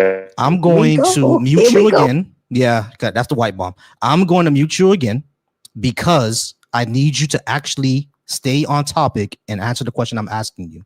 I didn't say about enslavement on let all the black side talk. I don't want to talk to the white side. Let your the black side out, please. Let your daddy side out, please. All right. We're not talking about enslavement of all people. We're talking about specifically for black people. The way we got this religion is through colonialism and slavery. That's how we got it. So why do you think we should still follow the religion of our colonizers and enslavers? Why do you think that? That's all we're asking. This is not a trap question, bro. Not a trap. You're misunderstanding. Hey, seven. Listen to the question, then you can answer. Yes, you're misunderstanding your own question. No, I'm not misunderstanding my own question. I know what the fuck I'm asking. Don't do that. I'm asking. You don't have to yell. Specifically. Hey, this is my stage. You're gonna shut the fuck up. You're not gonna let your colonizer side out. You're gonna do what your black grandmama told you and listen to when you're spoken to. His daddy black. So when it comes to black people, the way that we got Christianity was to colonialism and slavery. Why do you think that's not true? If you interrupt me one more time, can we go to shut the fuck up while I'm talking. Well, slow down, because hold up. Well, okay, go ahead, B. Okay, so go ahead. No, shut up. So we're asking Seven. The way that we got Christianity was through colonialism and slavery. Why should we read the religion? Hey, Seven, do me a favor. When my mouth is moving, you don't talk. Can you do that? Because Because I know your black grandma taught you that. She taught you that, right? Can you do that for me? Y'all assuming that black man, Michelle. Yeah, I know it's an assumption now, and I'm making Lord sin. Why don't we just talk like this and get real mad and shit instead of actually listening to what we saying, huh? All right. Sir, you sound like a white man. You sound like a country white man. There we go. That's all I needed to see. All I needed to see. Cool. That's all I need to see. He said, "Why don't I just talk like this?" You think that's what black people sound like? Sound like a crunchy ass white man. That's all I needed to hear.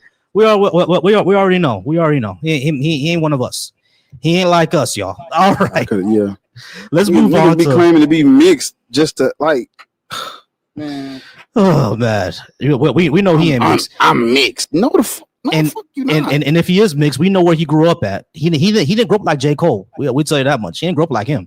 He grew up like Drake. That's how he grew up. All right, y'all. Let's go ahead and move on. I appreciate y'all. Where she is? There she is. I appreciate y'all. Y'all welcome. I'm just fucking. Nah, good. Y'all welcome. Be Easy and Ariel Almighty to the stage. We're gonna go ahead and welcome them to the stage. All right, y'all. Thank y'all so much for all the gifts that's going on, y'all. All everyone who's in the YouTube. Once again, the link is tiny.cc/Volcy Live for you to join. If you're watching me over on Twitch, it's the same thing. Tiny.cc/Volcy Live to join. We're welcoming Ariel Almighty and Be Easy to the stage, and we're gonna go ahead and speak to Coptic Tony. After that's gonna be Dion. After that's gonna be Koji. We appreciate you all. Thank y'all so much. Wait, can we Coptic? I know you've been up here for a really, really, really long time, but can we speak to Dion? Oh, yeah, that's actually what I was gonna recommend. Yeah, go ahead. That's fine. Yeah, because everybody's saying Dion. Can we speak to Dion? Because yeah, sure. I see. I want his people to be satisfied. All right, cool. All right, cool. He looks Arab to me. All right, cool. Dion, how's it going, Dion? Are you at least 21? Christian Wait, Muslim? one more question. Coptic, are you one of Dion's people also? As in, like, am I following him? Yeah. Yeah, I'm following Dion. All right, cool. Okay. Yeah, because he said he'll acquiesce to Dion. All right, not a problem. We'll go to Dion first and Coptic. All right, Dion, are you at least 21? Christian, Muslim, Hebrew, Israelite? Are you a black person? Yeah, I'm 22. I'm Christian, Catholic, and I'm not a black person. I'm white. I'm Bosnian. Oh, okay, so that's why you have the color that you got. That's Southern Europe. All right, not a problem. Cool. We don't think that black people should be Christian, even though Bosnia is not the one that invaded and colonized Africa. It was the Western powers that did so. All that's good and well, but we still got it through colonialism and enslavement. So we don't think that we should be Christian. Why do you think that we should be? I don't think Bosnia should be Christian either. Y'all should go back to your indigenous religion, worship Thor or some shit. Well, that was the Germans, but you get what I'm saying. Why should we be Christian as black people? Right. Yeah. So I'm gonna say that if Christianity were to help a black person be better within virtues, etc., then this would be a moral ought that they should do. Becoming a Christian, that would be one way. Do you have evidence that has happened? Can you give us some empirical evidence that Christianity has done that for black people? For all black people? For black people in general. Black people in general. Well, I've seen that happen to black people, specific black people. All right, so Dion, here's the issue. I'm sorry, let's go. No, I just want the empirical evidence because you said if it does that, then they ought to be Christian. Do you have any numbers that we can look at? Numbers? I'd just be speaking from personal experience with what I witnessed with my own eyes. So morality and like people's concepts of good and bad, they predate Christianity in Africa. African people had a sense of morality and spirituality and all of that stuff that you're talking about prior to Christianity. This is not exclusive to religion at all. Yeah, morality is Christianity made it worse. Exactly. Morality is subjective and it's tribe, culture, society, kingdom based. It's not exclusive. There is no objective morality that anyone should follow. No, When I you look at also- African my bad. people, I'm sorry. When we look at African people and Christianity, are you familiar with the? Because you're saying that Christianity has improved the morality of Black people, right?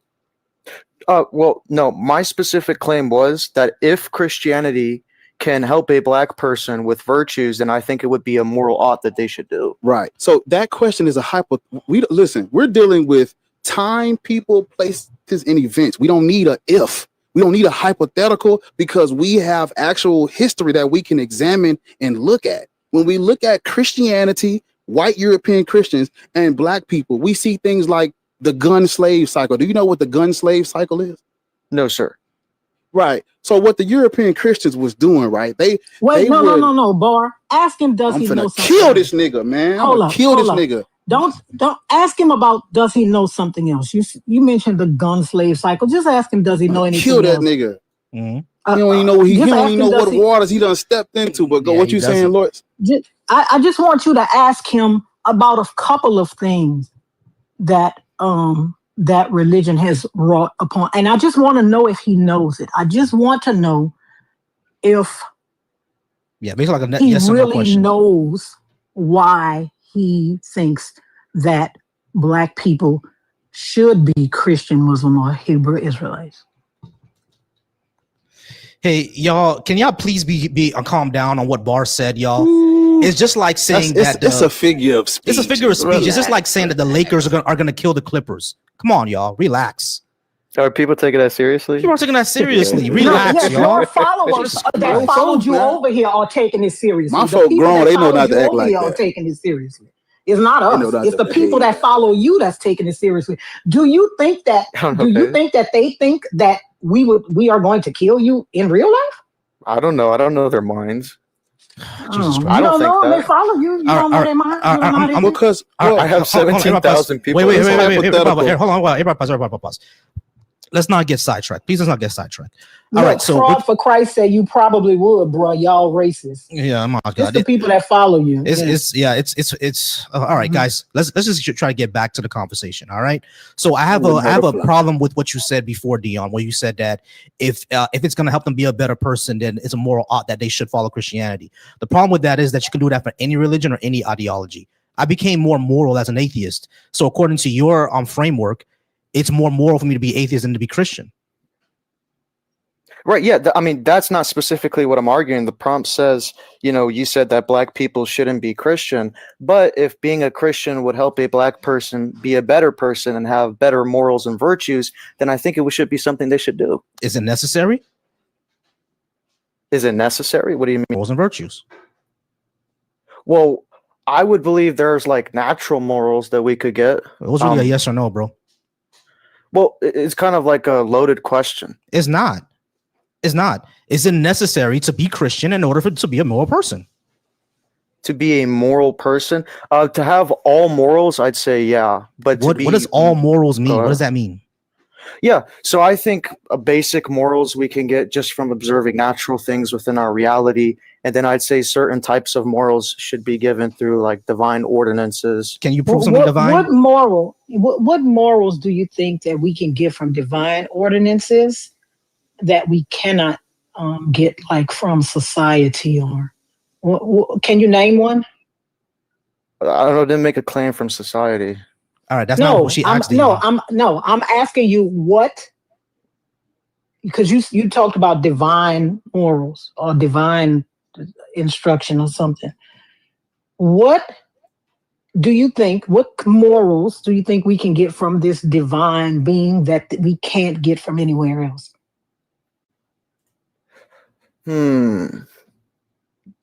I'd say, let me think. I'd say probably, murder. We can get that from ourselves, bro. I don't think so. Why not?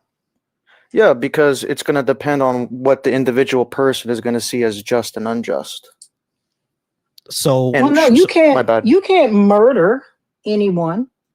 Murder is unjustified against killing. the law in every state. state in the Union in the U.S., right? It's unjustified killing. That's what murder is. No, I agree with that, but oh, my bad. Go ahead. So I was gonna say, so Dion, every single society, whether religious or not, has always viewed killing someone unjustifiably as something wrong, right? Christians are not the only ones who think that. Neither are Jews, neither are Muslims, neither are Hindus. You can have a completely non-religious society like the ones like in Japan and China, and they still view unjustified killing as wrong. The Buddhists don't have a God at all. In some versions of Buddhism, the most popular versions of Buddhism don't have a God at all. They view unjustified killing as immoral. So obviously, you don't need a higher power or divine power to view that, because we're a social species. And in a social species, since we all have to survive with each other, there's like antagonizing your neighbors or unjustifiably taking away their life is always going to be seen in every social species as something that's wrong. So you don't need a God for that.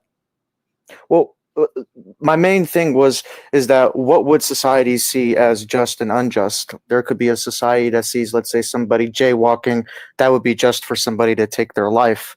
I would, let's say, disagree with that position. So I would believe there needs to be a divine ordinance to see what type of unaliving would be just.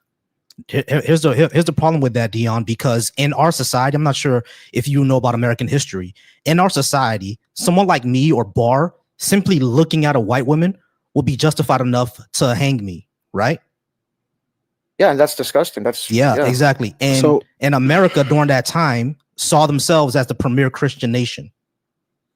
So you see the problem there? I don't think America was a Christian nation. No. No, that's not what he said though. He said they saw themselves as that. He didn't say what you think about it. He said that America saw themselves as the premier Christian nation. He didn't say they were. Mm-hmm. They even put "In God We Trust" on the money around that time because of that. Mm-hmm. We had revivalism going on all the time around that time. Matter of fact, this was around the time of the third revivalism movement around that time, and black people were still getting hung from trees. You see what I'm saying? So you see the problem there, right? Like a divine order is not necessary for anything you're talking about. Well, I don't believe necessarily that with America would be a divine order. Let's say what they were doing to black individuals and what they're still doing today. I would see this as something going against what the church has declared to be what is moral and what is immoral, and this would go against human dignity. They're declaring that now, but the Catholic Church was fine with racism back in the day, bro. They were fine with slavery. The Catholic Church was okay with this? They're the ones. They're the ones. The Catholic Church okay they're with the it? ones. Yeah, they're the ones who started slavery. So, and it's funny that you say, we need Christianity to know that killing is, is harmful, is bad. When again, the Catholic Church started slavery, and because of that, they unjustly murdered millions of enslaved people. So, Beezy, when you say that the Catholic Church, but wait a minute, have you ever heard the dumb diverses, Dion? Excuse me? Have you ever heard of the Doomed Diverses? The Doomed Diverses? Is that Latin? I'm not sure. So no, you've never heard of it? If it's Latin, I wouldn't be able to know what Latin is. It sounds like Latin. No, but it's Catholic though. I thought you're Catholic? No. Wait, Catholic or Orthodox? No, I'm Catholic. Okay. So you have not heard of the Doomed Diverses? No. Okay. All right, cool. Oh man, Lord, she stole my thunder there. Stole mine too, because he was getting ready because he was she saved you earlier and came right back around to it with the belt. Yeah. I know y'all was gonna bring that up. This is why I have a hard time with this, right? Because besides him saying, well, if black people can get whatever he said they could get from religion, then they should be Christian.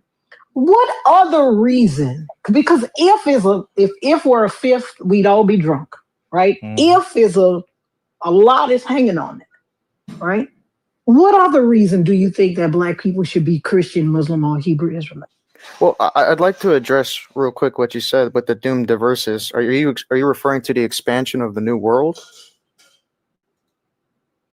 I like how you pacified that language. That's not what the Doom to Verses is.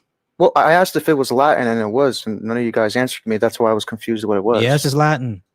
Yeah, I'm aware of that. church No, Latin, no, but bro. listen, either you know what it is or not. That's what I asked you. Did you know what it was? Well, now I do. I don't know the Latin. I know the English translation of it. I know the document. It doesn't condone slavery. No, that's why I said the Catholic Church started slavery because of the Doom to Verses, which you're unaware of. You don't know what they are. No, I've read the document. When you say started slavery, are you referring to the transatlantic slavery? Specifically? Well, yeah. Specifically, Okay. I'm referring to that slave trade, not the other Islamic one, the older and longer one. Right, the Arabian slave trade, right? Yeah, I've read the document. It doesn't say that anybody should take anybody as slaves, and we have Pope Eugene, Pope No, Paul, but your Bible Pope does, Nicholas though.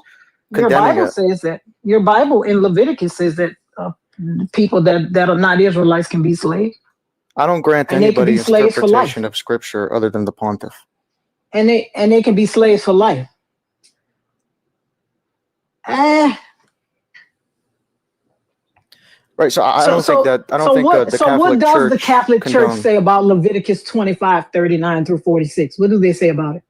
What it says is that people who were trying to use it to justify the transatlantic slave trade, that if they were to take these people as slaves, they were excommunicated from the body of Christ. Pope Eugene said this, Pope Paul and Pope Urban also said this. You're being dishonest. Hold on. Yeah, Let me ask you a question. I'm sorry. Perpetual. I'm sorry. I can ask a question. Dion, did those people come before or after Pope Nicholas V? They would have came after, I believe. That's why I said you're being dishonest. That's why I said Let's slow down. Let's pump the brakes for a minute. Yeah. So Pope Nicholas V, he's the one that issued a Dum Diverses of the Catholic faith to basically go to war against Muslims and pagans in African territories and to submit them to perpetual slavery. It did facilitate that's 1450. That's 1452, and then 3 years later, he didn't reject the Doom to Verses. He doubled down on it 3 years later and came out with the Romanist Pontifex that tells you to basically take everything. Those Africans have no sovereignty. All land, all resources, all areas, all people, everything is ours. We taking it all. That's Doom to Verses Romanist Pontifex. And then they come out with the Inter Caetera, which makes up the doctrine of discovery that's from the church that says anywhere we put boots on the ground that's not Christian, is ours. We have a right to take it from God. All three of those paper bulls make up the doctrine of discovery. The first two is what pushed the button on the transatlantic slave trade. Yeah, the first two was Henry the Navigator was a Christian. You know that, right? Yeah. Okay. And that is my bad. Go ahead. Right in the thick of things, in the 18th and 19th century and stuff. The Catholic Church, specifically the Jesuits, they owned most of the enslaved people in the Americas, including Georgetown University was in trouble, and the Catholic Church sold a lot of their slaves in order to come up with the money to finance Georgetown University and save it from closing. Yeah, well, I mean, what I would say to all this information that I was giving, the first two documents, this is obviously addressing Muslims. It was a war between Christians and Muslims. The other instances, when it speaks about them going to this new land, that it be Christian soil, nowhere here does it tell these people for them to take these people as slaves, which is why when it was seen that this is what people were doing, Pope Eugene, Pope Paul, and Pope Urban, I believe, Pope Urban, they condemned this act and they said you're excommunicated if you do that. But Hold on, wait, I say one more thing, please. Hold on. What does perpetual servitude mean? Perpetual servitude? Yes.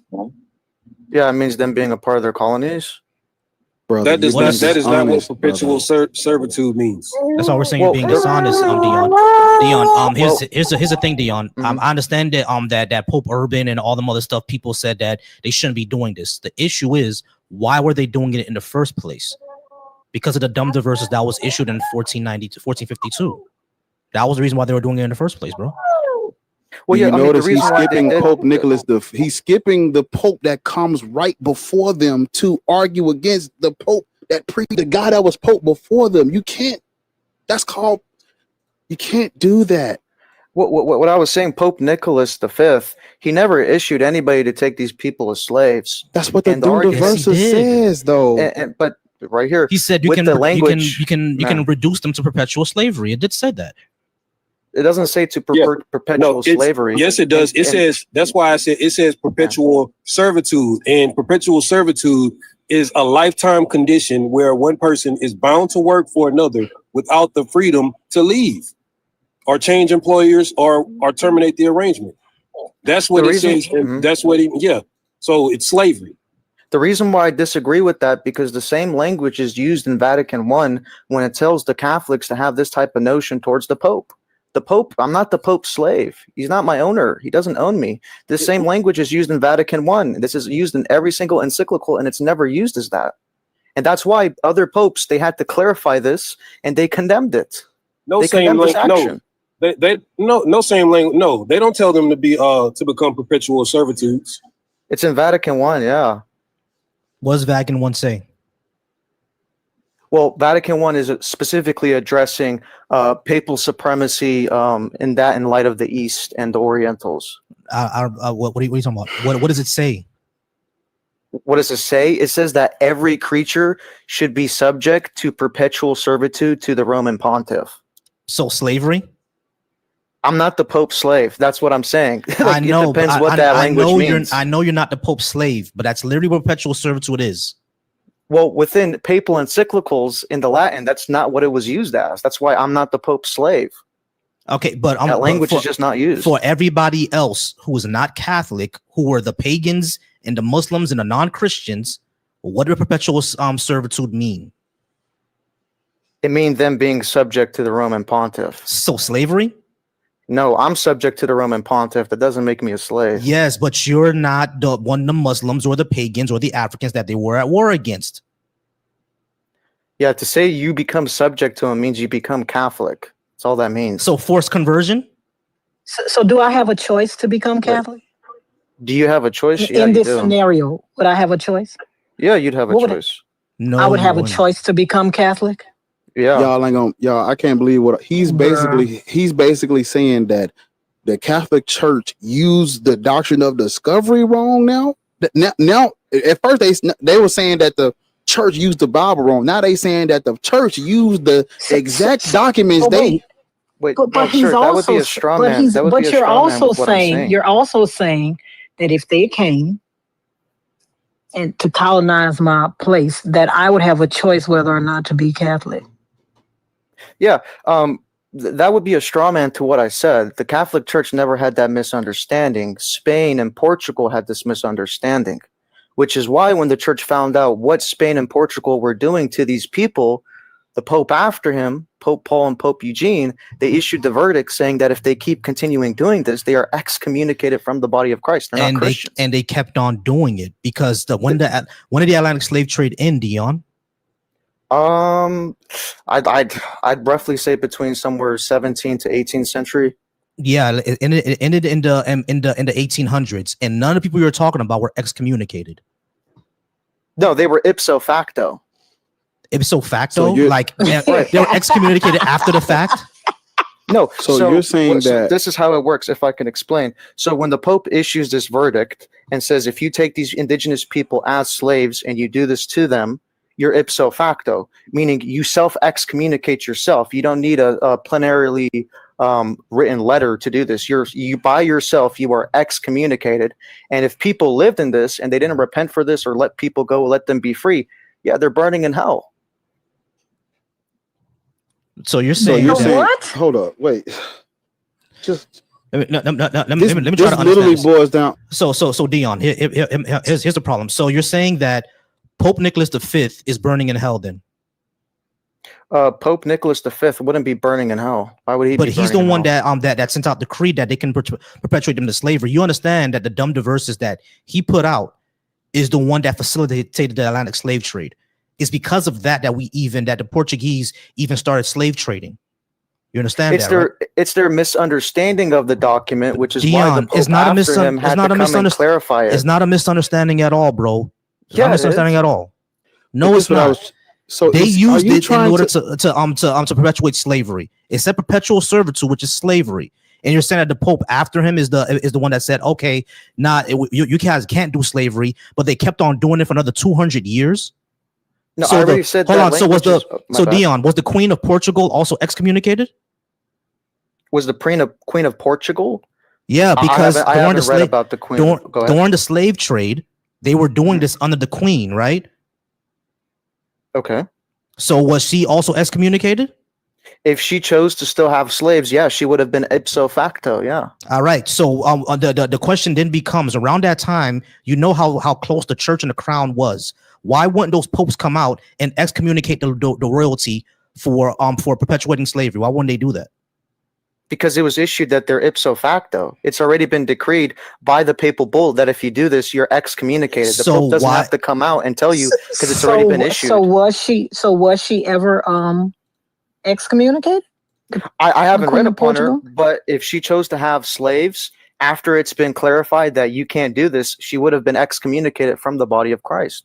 But she wasn't. That's the thing. The church never came out and said that the crown is now excommunicated for what they're doing, because that would be a huge thing. You know, the church and the crown were very, very close around that time. They were basically one and the same. So if they were excommunicating, if the Pope after Nicholas says that you're excommunicated for being part of slavery, you understand the upheaval this will cause in those European societies, because the church and the crown were basically one and the same. So basically they were excommunicating the crown. And this never caused an issue in European societies? I would believe it did cause an issue, but what I would say is that the Pope doesn't have to explicitly go to the Queen and say this. Dion, I don't think you understand what I'm saying. I don't think you understand what I'm saying. The crown, all the crowns around that time in Western Europe, because they were all Catholic, the crown around those times were participating in slavery.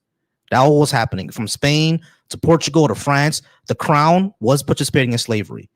If the Pope around that time says, if you're participating in slavery, you are excommunicated, but the crown never has an issue with the church, what you're saying is a huge problem. How did they enforce this ipso facto excommunication? How would they enforce that? It was enforced by sending legates to all of these nations. Right, and it was go ahead. But the Spanish crown was never excommunicated. The Habsburg dynasty was never excommunicated. How did they enforce? They were ipso facto. Dion, how did they enforce it? Can they still go to mass if you're excommunicated? If you're excommunicated, no. But the crown still went to mass. They all still went to mass. That's the problem I'm having, Dion. All these people. It's in historical record. You understand that Europe has, Dion, you do understand that Europe has one of the most extensive historical records ever, right? We know when the crown and when the nobility went to mass. So the crown and the nobility were all still going to mass while slavery was going on. So how do you explain this tension? Because on one end, you're saying that the Pope is going to excommunicate you for participating in slavery. The crown and the nobility all throughout Western Europe still did slavery even after this. Number three, they still went to mass even though they were excommunicated. How do you explain that? Well, you'd have to prove they still went to mass. And even if they decided to go to mass and partake of the sacraments, they're eating damnation upon themselves. So, I mean, you'd have to just prove this. I'll have to prove what? That Catholics do mass? No, you'd have to prove that this Queen of Portugal, after it's been issued and she still chose to still have slaves and she's excommunicated, that she still went to mass. That's what you said. You said we have historical dates of that. Let's slow down for a minute. All right, man. So just hold up for a minute. So you brought up Pope Paul and Pope. Which other Pope did you bring up?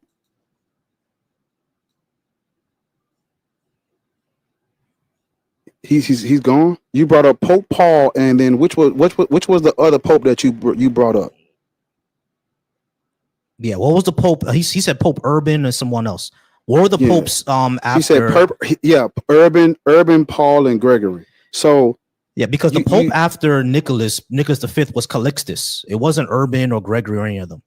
But even still, when you look at, because I thought those names sounded familiar, and they do.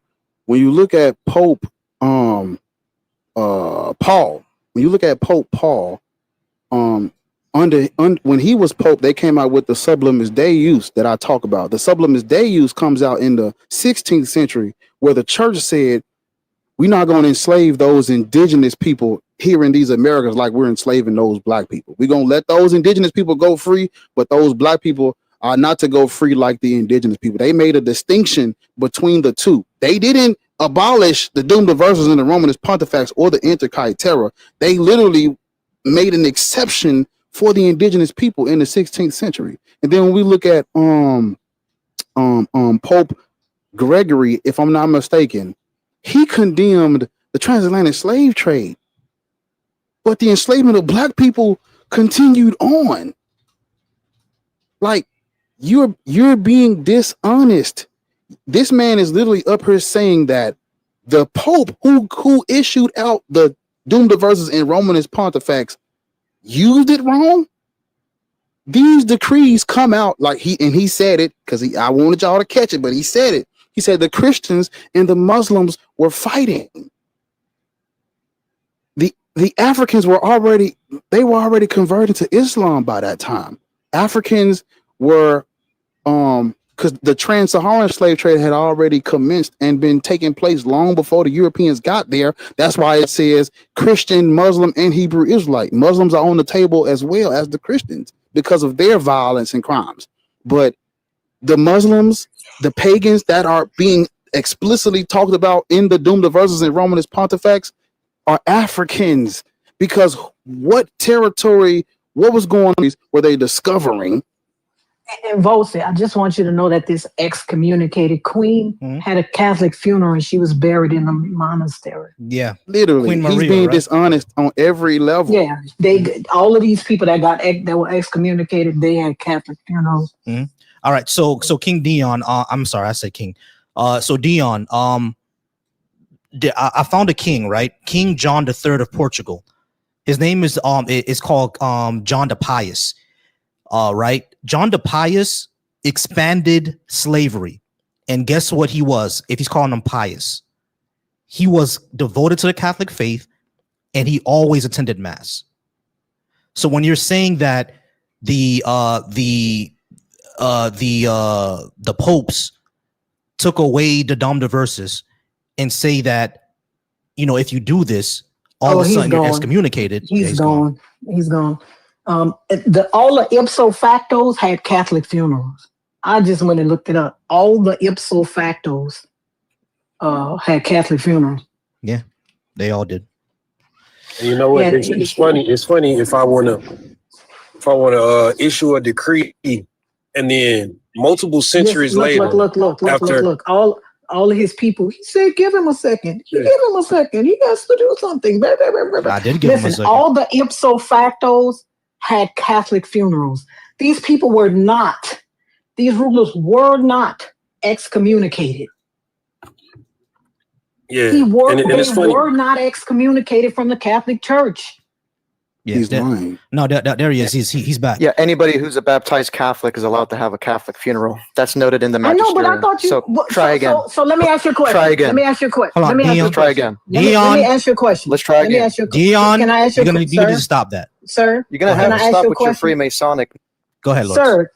What are you talking about? Now you're about to crash the fuck out. He's crashing out. I'm asking you. Well, you're lying. If I'm gonna address that lie. Sir. So what if I'm wrong? Why you gotta act a fool? Then why are you acting like you know? Why are you making? Sir, can I ask you a question? If I'm excommunicated, if I'm a Catholic and I'm excommunicated, can I have a Catholic funeral?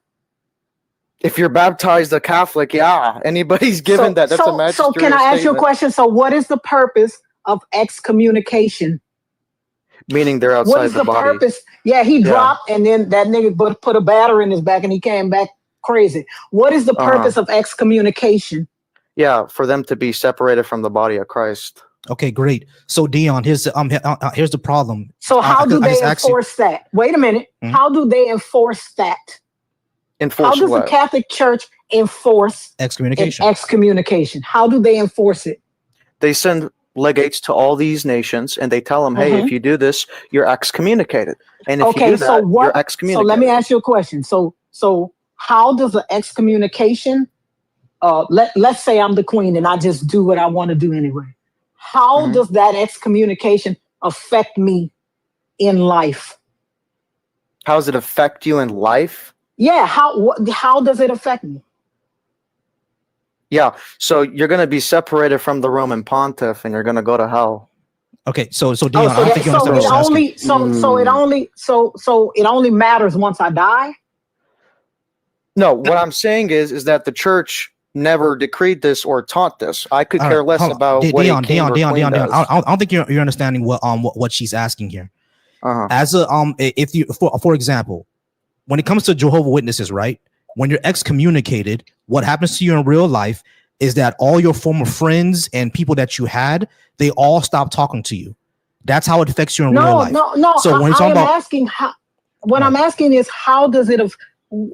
What is the purpose of excommunication? If you can still have a Catholic funeral, if you can still have, what is the purpose of it? That's what I'm asking. Yeah, a Catholic funeral is just when you have a priest who prays over you. That's it. All right, hold on. Let me just clarify this, Dion. We already agreed before that if you're excommunicated, you cannot attend mass, correct?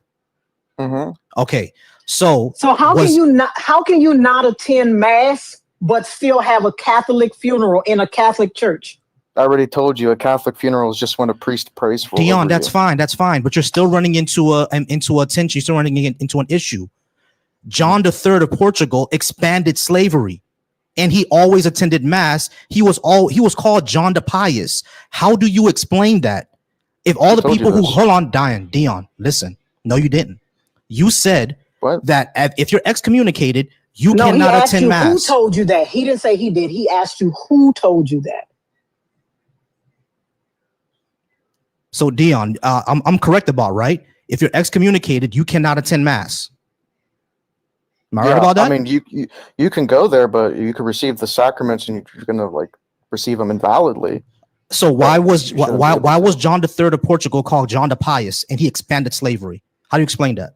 Who was he called John the Pious by? That's literally his like just like how you know who Alexander the Great is. That's your titles.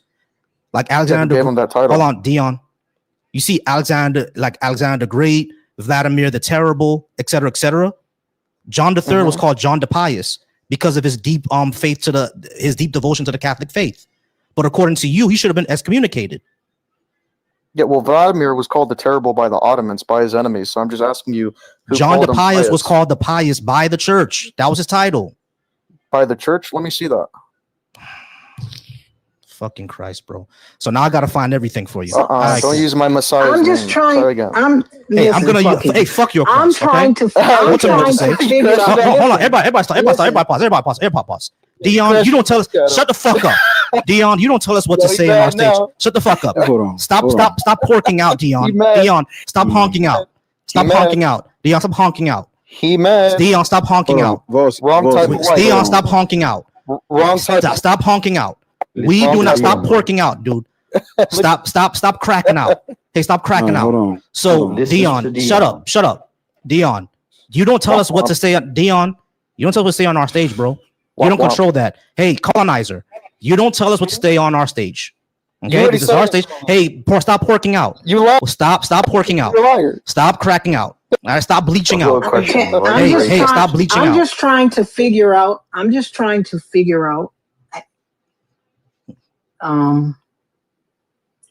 What does the excommunicate? How does it affect the person that is Catholic? I still can't figure. Does it only mean when he dies? Does it only affect him when they die? Who told you I was a colonizer? You already said I didn't do that. I didn't say that. I'm not talking to you. I'm not talking to you. Hey, stop bleaching out and answer her question. Bleaching out? Yeah, stop. I'm asking, stop honking out and answer her question. Wrong type I'm of way. asking I'm not a honky. how does it how does you want to run it from that affect host? It's okay. I'll let that slide. Stop bleaching out and answer her question. I'll let that slide. Don't worry. I already answered this question. No, Play you the didn't. video back. Yeah, I did. Play the video back. Maybe if you No, stopped over I'm talking and just yelling. She I'm asked just you, trying how to does it get. affect you in life? And you never answered that question. I did. Play the video back, You dingus. said that you're separated from the Play the church. video back, dingus. Hey, colonizer. Oh, you mad now? Colonizer. Hey, colonizer. Hey, colonizer. Hey, colonizer. Hey, bleach face. Hey, colonizer. Hey, sour cream citizen. You're on our stage, sour cream citizen. You're on our stage, sun dodger. Please stop. Please stop alleviating. Ooh. Stop. Okay, cool. Look. You already answered it. No, we could calm down. We could calm down. So you've already answered this. You said that the answer to this question is that you're separated from the body of Christ. So there is no actual there's nothing that really happens. Then someone just tells you you're separated from the body of Christ, and that's essentially it. Is that it? You asking me a question? Yes, I'm asking you a question. Is that it? You're I separated already from the body of answered Christ. your question, dingus. Play the video back. All right, cool. Yeah, I thought so. Suck my dick, bitch ass nigga. All right, cool. We're gonna go ahead and move on. Is telling y'all that God's gonna punish them. Everyone submit to Rome. Talking about. Yeah, I'm just trying to figure out. God bless And everyone. maybe this is maybe this is just me. Maybe this is just me. I'm just trying to figure out, right?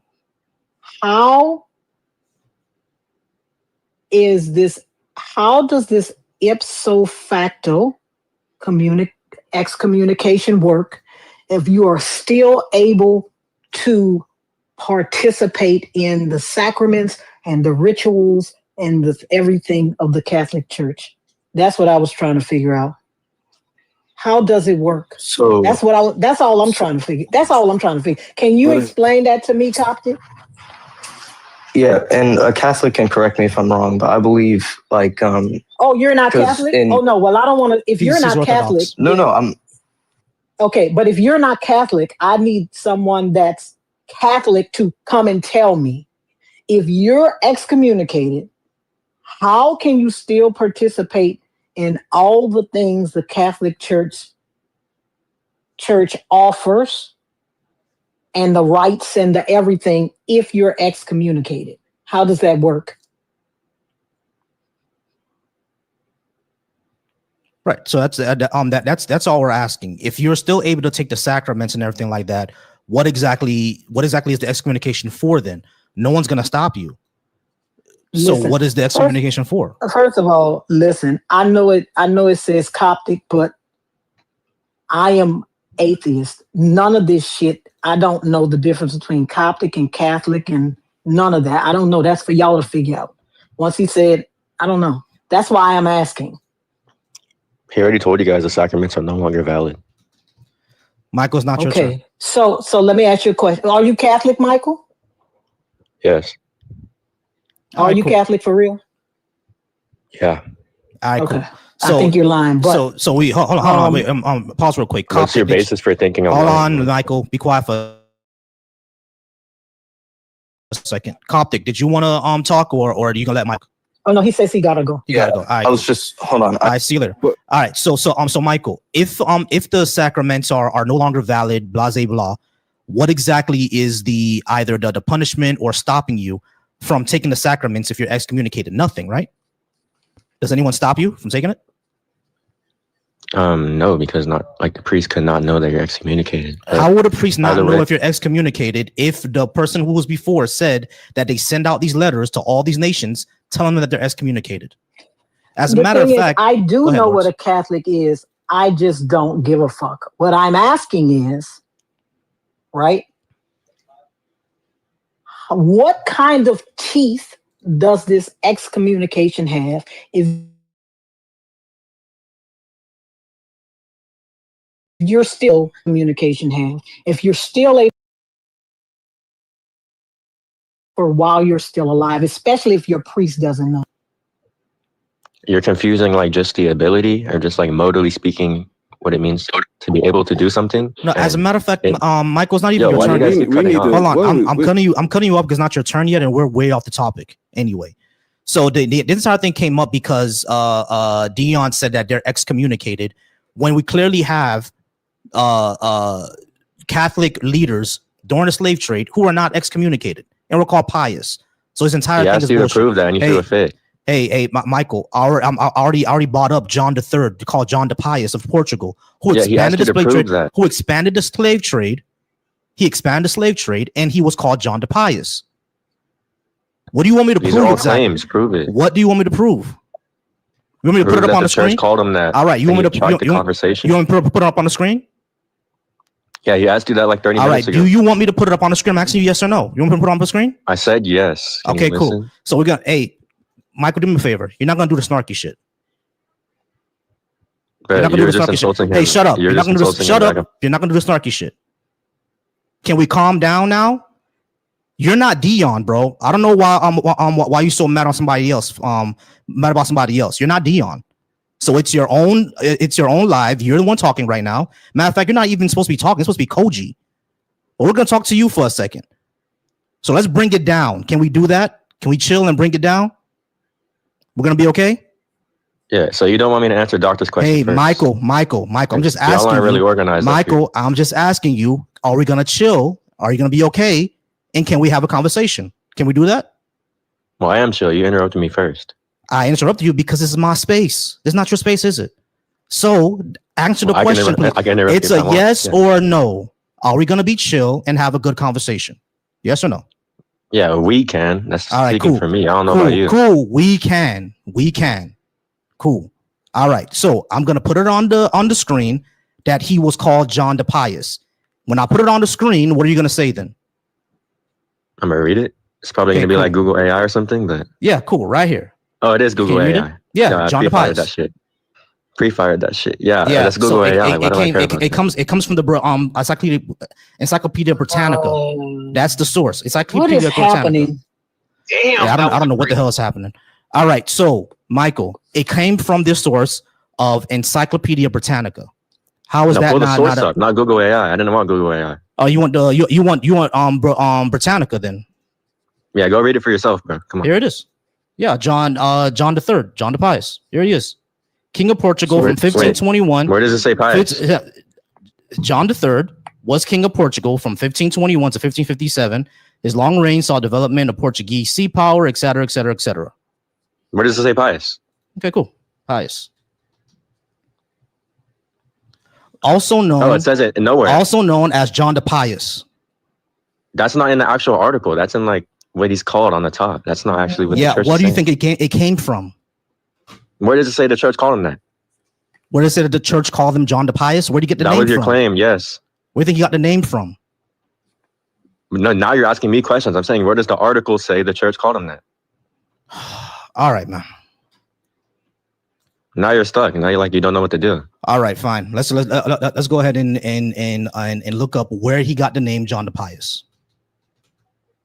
So, but you understand that he was called John the Pious, correct? Yeah, Right he or was wrong, called Michael? it. That doesn't Yeah, mean he the was church called him. He was called John the Pious. Why would they call him John the Pious if he didn't go to church? Why would they do that? What? Bro, what kind of Why question would is he that? be called John the Pious if he wasn't pious to his faith? Why would they do that? Like the same way Was Ivan he the Terrible pious was to called his faith? terrible, and you can Was argue he he wasn't pious to actually his terrible. faith or what? Was he pious to his faith? The people who called him that may have thought so. I don't know. All right. Why would they call them that if he wasn't pious to the faith? Do you think just because someone has a name that means like? I'm asking you a question, bro. Right? Why would they call him John the Pious if he didn't if he wasn't pious to the faith? Why would they call him that? I don't know. Like, why are you asking me this? I'm not the people that called him it. Okay, cool. But you understand that he was called John the Pious. Yeah, like Ivan the All right, Terrible was great. called terrible Yeah. by the Ottomans. And he was not the Russians. why was he called Ivan the Terrible? Because he was a terrible person, right? The Ottomans thought so, not the people that. And why did the not Ottomans Russians, think no. so? Because he was like messing them up. I don't know. Exactly, because he was terrible. Great. So he was called John the No, Pious. I'm saying they he was called a him that. pious. Why was he not excommunicated? Because I never heard of a pious person being Bro, excommunicated. you're just asking me these questions to get out of you proving it. Proving what? Oh, now you're lost in the conversation. You don't know Yeah, what you're I'm trying very to lost prove? where we are. Where are we now? What are we doing?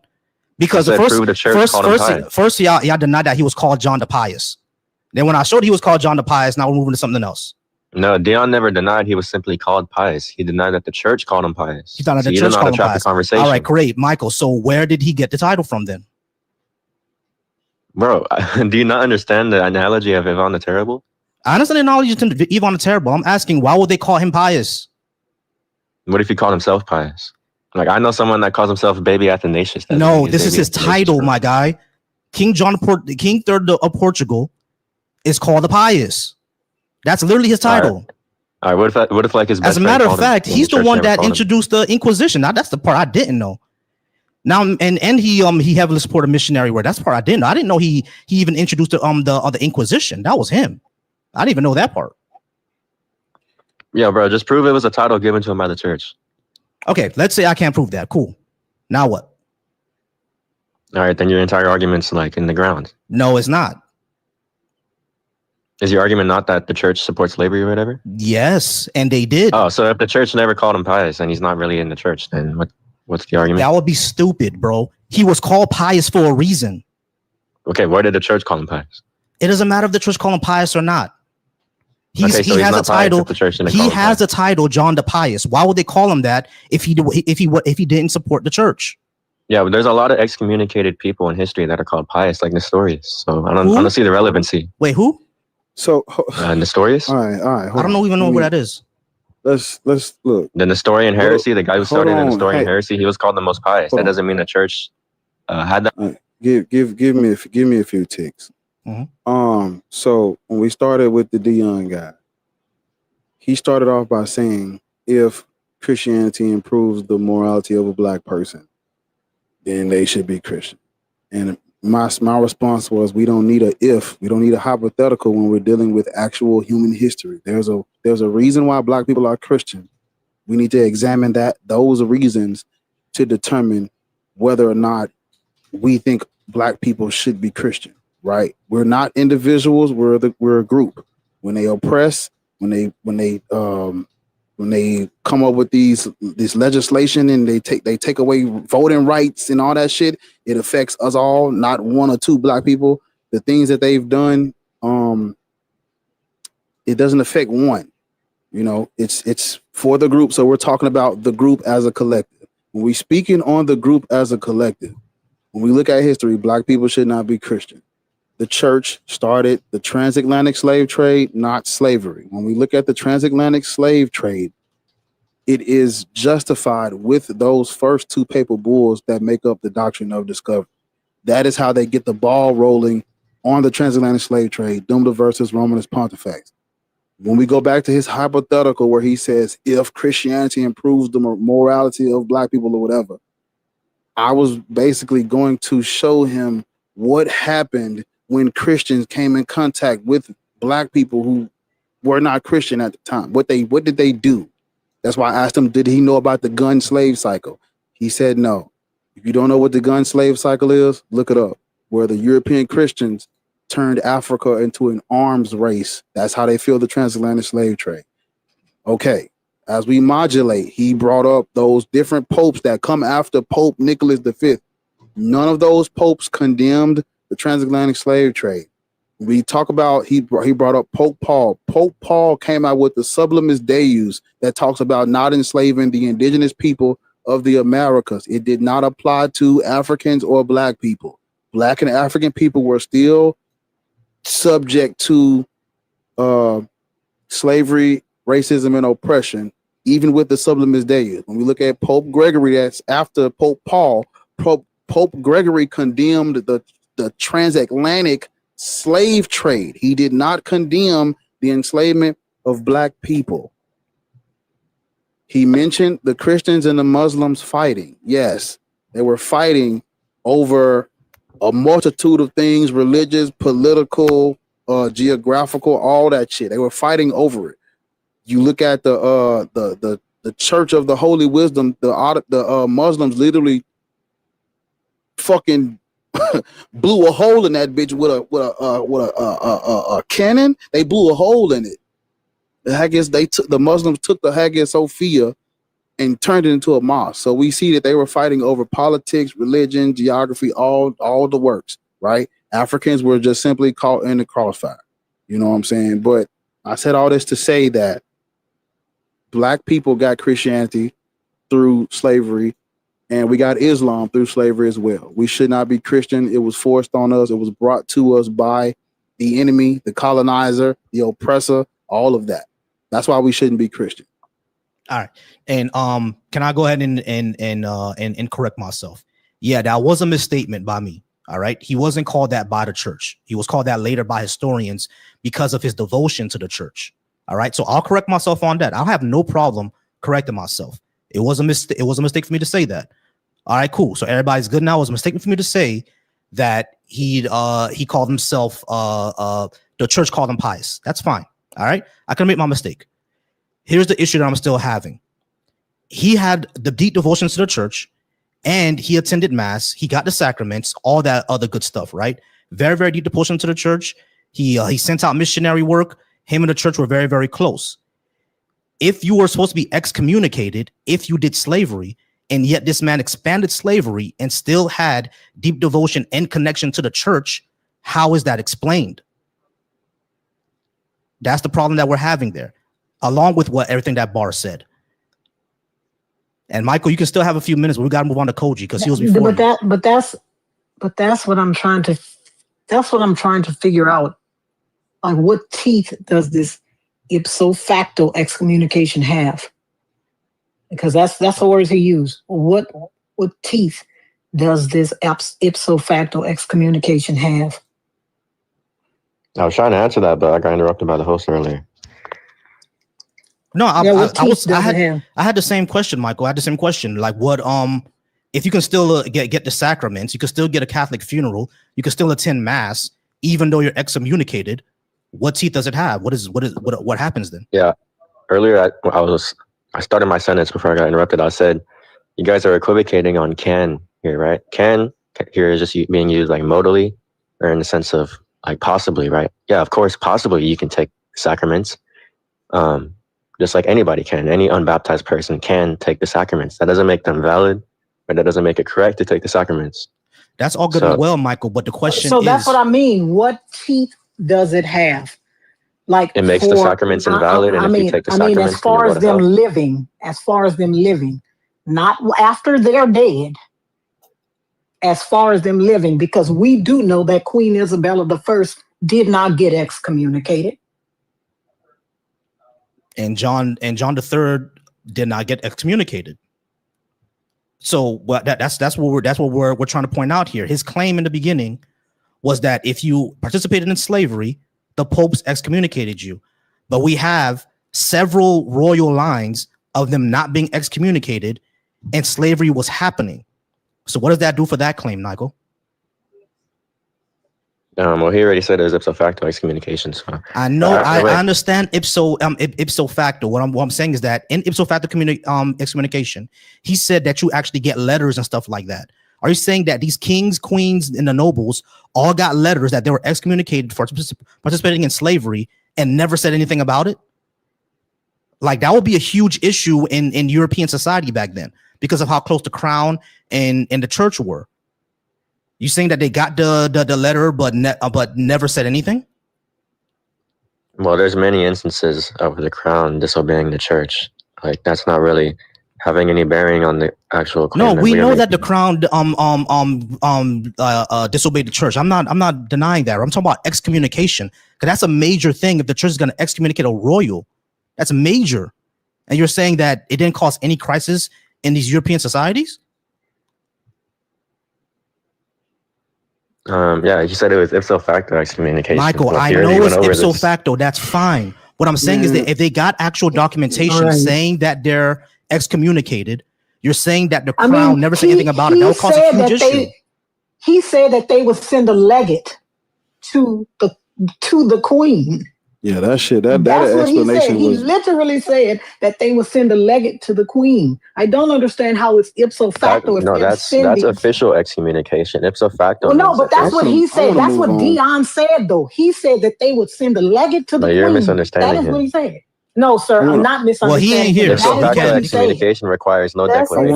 Exactly. That's You're exactly what he Dion said, because he was wrong. It doesn't need letters to be sent out, because by the fact that you did the thing, automatically You're He excommunicated. You literally don't need said that letters they would send a and legate documentation. out. That's what he said. He was saying that for official excommunication. No, he said it for ipso facto excommunication. That's not what he said, Michael. We can play it back. Michael, he said that in under ipso facto excommunication, we asked them how would they know and how is it enforced. They said they get legates. And he That's said what they would send a legate out. That's what he said. All right, play it back. No, we're not playing it back. That's what he said, bro. Also, hold up. Can we move on? But the reason why I want to move on, we're gonna move on to Koji. I'm sorry. We're all gonna of move on this because we've been on this for indo, outdo, ipso, lepso. It didn't stop shit. What the fuck are we talking about? It didn't stop shit. Yeah, Michael. The entire point is that we still got slavery, Christianity through colonialism and slavery. What are we talking about here now at the point? That doesn't matter. Yeah, it does matter. Now, listen, now his followers are trying to pretend that he didn't say that they would send a legate out to these people for this ipso facto communication. That's what he said. He That's said definitely it. what he said. That's what he said. He said it. As a matter of fact, he said it multiple times. So like, yeah, we're gonna move on. We're just gonna go ahead and move on. Wait a minute, Koji. We got Hold on. Koji. Okay. Koji's next. Yeah, Koji's next, and then Liam is after Koji. All right. How old are you, man? 22. Christian, Muslim, Black, Hebrew, Israelite. Eastern Orthodox Christian. Cool. Black people shouldn't be Eastern Orthodox Christian. And why is that going to be the case? I don't think Black people should practice any religion used to justify oppression, racism, any of that. And I don't think we should practice religions that we were introduced to during transatlantic slave trade or during the trans-Saharan slave trade. That's what I think. That's my subjective morality talking. Okay, Do you think we so- should practice at the height of racism and oppression? Yes or no? So when it comes to like the Eastern Orthodox Church, right? Because I'm going to be addressing this. Why are you speaking like that? Is somebody okay? Sorry, putting before you your get bottom started, I lip? gotta go, y'all. I'll see y'all later. I'm going outside. Bye. No problem, Ariel. Thank you for being here. But the Eastern Orthodox Church. Eastern Orthodox. What is the Eastern Orthodox Church? Are you talking about the church that's in fucking Russia? The Eastern Orthodox Church is just going to be the one that's going to be established from St. Andrew and Yeah, all the Koji, we don't apostles. care. We shouldn't be that either. What We can't does the show that to Eastern- be true. What I does mean- the Eastern I mean, I don't- Orthodox? Hold up, wait a minute. What does the Eastern Orthodox Church have to do with Black people? I mean, I'm going to give it, but like, can I at least address my point before I get interrupted? Coach, please? Koji, we're gonna let you address the a point, right? But the point can't be deviated from what we're talking about. We not cannot. going to Hold on, deviate from the hold on, Koji. We already like Bar already laid out that we shouldn't be religious. That was introduced to us through colonialism and slavery, which Christianity was. Orthodox, any of those yada yada yada. We were introduced to it through colonialism and slavery. That's number one. But number two, we cannot show it to be true. So then why should we be part of this religion given those two facts? Okay, so the trueness of the religion, that's going to be a different subject. I'm still going to address the introduction of it, right? So when it comes to the introduction of Eastern Orthodoxy, there's not going to be any proof, historically speaking, that Eastern Orthodoxy was introduced in a subjective manner. We can even see Eastern Orthodoxy condemning practices like this, as there was a council in 1864 that even condemns the distinctions amongst race. So if there's going to be like a council by the Eastern Orthodox Church during the same time as what the slavery that's going on in the Americas and the Civil War is about to break out, we see that there's going to be an acknowledgement. So what's going to be the issue. so your argument is that we should be Eastern Orthodox and not Protestant? Yes. Okay, cool. So we I should mean, be East. I'm sorry. Go ahead, Lords. I mean, he ain't Catholic, he's Protestant. All right. Yeah. Where was the Eastern Orthodox Church when the Roman Empire issued out the Edict of Thessalonica, where they went and destroyed the Serapeum temple that those North Africans, they was worshiping Serapis, and the Roman Empire came out with the Edict of Thessalonica. The Eastern Orthodox Church didn't do shit about that. They didn't stop that. Okay, They so didn't when it comes to- stop people from. They didn't stop those Christians from going and destroying a separate group's pagan temples and worship. They didn't stop it. Okay, Like they're so not. can actually address, because like you draw like different points, right? So when it comes to like the destruction of the temples, let's keep this in mind. if you're addressing anything prior to Constantine acknowledging that the freedom of Christian belief can be practiced, then this is during the time of subjugation when Christians are going to be actually persecuted large in mass. We see this as examples where some of our famous saints are going to be thrown in pits with lions, and these same like places of worship that you're going to talk about from the pagans, they're actually burning and, you know, dehumanizing Christ in the same manner. So let's keep a consistent basis when it comes to this. And sometimes we even see Constantine declare orders of destructions, because if you're like trying to make a declaration of something post-Constantine, then this is going to be a declaration by the state itself. But if this is pre-Constantine, right, these are Christians actually defending themselves when it comes to other pagans. What year so did I which one give is you? this going to be? What year did I give you? That's why I'm asking you. Like, is this going to be pre? I just gave you the year. You're so You busy never said trying a year. to. You just gave Yes, like I a did. period. Yes, I did. I said Oh. the Edict of Thessalonica in 391. Where was your Eastern Orthodox Church? They Okay, didn't. Did they band together to tell Rome, "Hey, don't go and destroy other pagan people's worship. Leave them alone. Let us just worship Jesus Christ and keep it to ourselves." They didn't. Did they stop that? Let me. Okay, so in 391, right, when it comes to this, these are also going to be African Christians that even affirm the Christianity, Koji? willing to Hey, Koji? like destroy these themselves. Coach, Yes, let me ask you a quick question. Over in Eastern Orthodox kingdoms or empires or whatever, did they ever abolish slavery? Yes, we can actually see like the Declaration of Congratulations, even the Tsar, right? So I'm going to give you a great example. Which right? one Hold abolished up. slavery? Which one? Yeah, sure. Let me like give the Armenians did. Yeah, so let me give you like the East, the Armenians abolishing slavery. Mm-hmm. When did they abolish it? And did they abolish it under the pretext of that it's against orthodoxy? Yes, they actually like abolish it under the context of this being orthodoxy. And then after that, hold up, there's going to be like another example of like a famous saint. Hold up. Let me actually bring up our saint that actually condemns the practice of slavery, actually. All right. So in the church itself. from just quickly looking it up, it looks like it was around 1915. Do you have something before that? Because I don't know. I'm asking. I mean, the reason why the Armenians weren't allowed to abolish it till then was because they were under Ottoman subjugation. Prior to them like being under Ottoman subjugation, right? Mm-hmm. They were like actually allowing people of different faiths, because you see like Trinitarians and that's fine. living in like I'm asking Armenian about areas. I'm not asking about. I'm asking about abolishment of slavery during the transatlantic slave trade. Did Armenia or any of these places ever abolish slavery? Because they weren't. How long were they under the Ottomans? They were under the Ottomans for a while. They were literally under the Ottomans till the end of World War I. So this would be like post transatlantic slave trade. So Okay, like so none of when these did they regions like could have actually abolished it. Right. So, when did they get under the like, control of the politically, Ottomans? Actually, when did they get control of When did they get were under they control of the free? Ottomans? Like, are you asking when were they free from the Ottomans? No. I'm asking when they were like the Ottoman Empire. How long?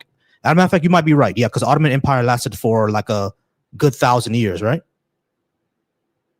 Almost. All right, Yeah, cool. so like All I right, mean, cool. even like prior to the Ottoman Empire, they were under the Umayyad Empire and the Abbasids as well. Oh, that's fine. Oh, that's fine. So, when you brought up the Armenians, when they abolished slavery, that happened after the transatlantic slave trade, which is fine because they were under the Ottomans. All that is good and well. So it didn't get until 1915 where they could officially do it. But what I'm asking is during the time of the transatlantic slave trade, from about 1452 all the way to about 1890 something, which Orthodox empire or kingdom actually abolished slavery? Yeah, there would have been only one Orthodox empire during this time, and this would be like the Russians. Did they like abolish slavery? Like every other Orthodox like area is under like Ottoman control. So they didn't abolish slavery then? No, hold up. Let me actually like give you the note of when the Tsar congratulates Abraham Lincoln for like freeing the slaves, because he gives naval ships over to Union soldiers. after slavery was over. I mean, yeah, that's going to be the case. Right. All right, cool. So it seems that the Orthodox didn't really care about slavery either, because they didn't come to our defense. No, that's not going to be the case, because when it comes to like the church and the state, right, the Orthodox Church doesn't operate in the hands of the government. because they don't want to be abundant under governmental rule, and the government could control the church. All right, great. Now, when it comes Cool. to the I got church you. itself, So right? cool. I got you. Let's go back to the Wait a to minute. the first question. Can I read something? Go ahead, Lord. Can I read something? This is from a book called Slavery in the Black Sea Region, circa 900 to 1900. Chapter 5, The Orthodox Church and the Emancipation of Gypsy Slaves in the Romanian Principalities in the 19th Century. In the 1830s through the 1850s, when the issue of the emancipation of Gypsy slaves was on the public agenda in Wallachia, Moldavia, and when various categories of slaves were being freed, the Orthodox Church found itself in a delicate position. On the one hand, the church was a major slave owner. On the other, it was a partner with the state in its attempts from 1831 to gradually modernize Romanian society, a modernization that from the very beginning included the Gypsy population. Okay. Yeah, that's just going to be one parish that upholds to this ecumenically. No, the church isn't going to affirm this, because we can literally see during the same time. Hold up. Let me actually give you the quotation of where the church is actually going to condemn. They're not going to affirm that they own slaves? The whole ecumenical church, or just that one parish? Because in the way the Eastern Orthodox Church the Orthodox Church found itself in a delicate position. On the one hand, the church was a major slave owner. Yeah, when it's speaking of the Orthodox Church, is it speaking of it as a whole, or is it just speaking as just one area? Well, it says the church with the capital C. That doesn't mean anything. That really this is kind of disingenuous. It does. It actually does. The church with that's the not how the capital C. Can I point something out, Koji? Can I point something out? Because you're kind of being disingenuous here, right? When you say that. No, I'm just telling you how the church works. Hold on. Wow, okay. Hold on. We know how this works, but this is something similar that happened over in the Baptist denomination over here in America, where you had the Reformed Baptists and the Southern Baptists. Why did the Southern Baptists become the Southern Baptists? Because at that time, a lot of people within Koji, I'm giving you an example of what I'm talking about, bro. They're not similar. Koji, listen to what I'm saying. Jesus fucking Christ. Listen to what I'm saying for a second. Back in during antebellum, right, when America had slavery, there was one Baptist church. It didn't split. And the reason why it split is because the Baptists in the South had slaves and the Baptists in the North didn't have slaves. That's how they split. So when Lord just is bringing up this conversation and you're asking which parish, which church, you understand that there could be some churches that own slaves and other churches that don't, correct? Sure. Yeah. It could All right, have been great. a church that can affirm this notion. So there were there were Orthodox churches that tolerated and even owned slavery, and there were Orthodox churches that didn't, right? So it wasn't all together. This can be the case, but that, like I said, right, just because that's all we're pointing out, Koji. That's all we're pointing out. But it doesn't say one parish. Oh my gosh! Can y'all guys actually let somebody explain what they're gonna say, or y'all just gonna Koji? We already understand what you're going to say. You're going to say that yes, some Orthodox churches own slaves, but that doesn't mean that the entire Orthodox Church organization in of itself condone slavery. But the problem with that is, if some churches do own it and the Orthodox organization in of itself never remove those churches from their organization, that implies that they tolerated it. Yeah. So that's just going to be one parish. I mean, ecumenically, I affirm to the body of believers, right? I don't care what one specific parish says. Just because you give me one example, that doesn't mean that's how our faith is. Here's the problem. Specific parish. Yeah, it doesn't Where say do you see where it says one specific parish? Okay, can you? If that's the case, I want you to name the parish. Name the only parish in the Orthodox Church that had slaves. Name the only one. You said that a church, right, within a certain region, that would be a parish. He didn't say a church. It says on the one hand, the church was a major slave owner. I didn't say a church. Okay, so when you're saying the church, are you saying that ecumenically, right, the whole body, right, all the patriarchs are affirming to this notion? Yes or no? Sir, on the one hand, the church was a major slave owner. Can you just address I just said that the whole body of believers going to affirm? Coach, let me clear something up. You understand when they're talking about the Catholics and the But wait a Orthodoxy. minute. No. Wait a minute. Because the believers do not have to affirm shit for the church to own slaves. The believers don't have to affirm this for the church to own slaves. Oh, yes. What do you mean? The No, believers, the body. What do you sir, mean? Yes, they do. sir, Like if the listen. bishops and the priests are not affirming Well, towards the obviously they notion. did because the church owned slaves. Oh my gosh. So All right, like, so are you saying the Koji, whole? Okay. that's what I'm saying too. You understand that within? Hold on, I'm just trying to point something out. Do you understand that within like the English language, whenever they talk about the church, when it talks to Orthodoxy or Christianity, they're talking about the entire church, like the Holy See over in the Vatican. They're talking about the church. When they talk about the seat of the church, when they say the church, that's just how the language works. When they say the church, they mean the actual entire church. They mean the whole organization. So when this document, hold on, wait.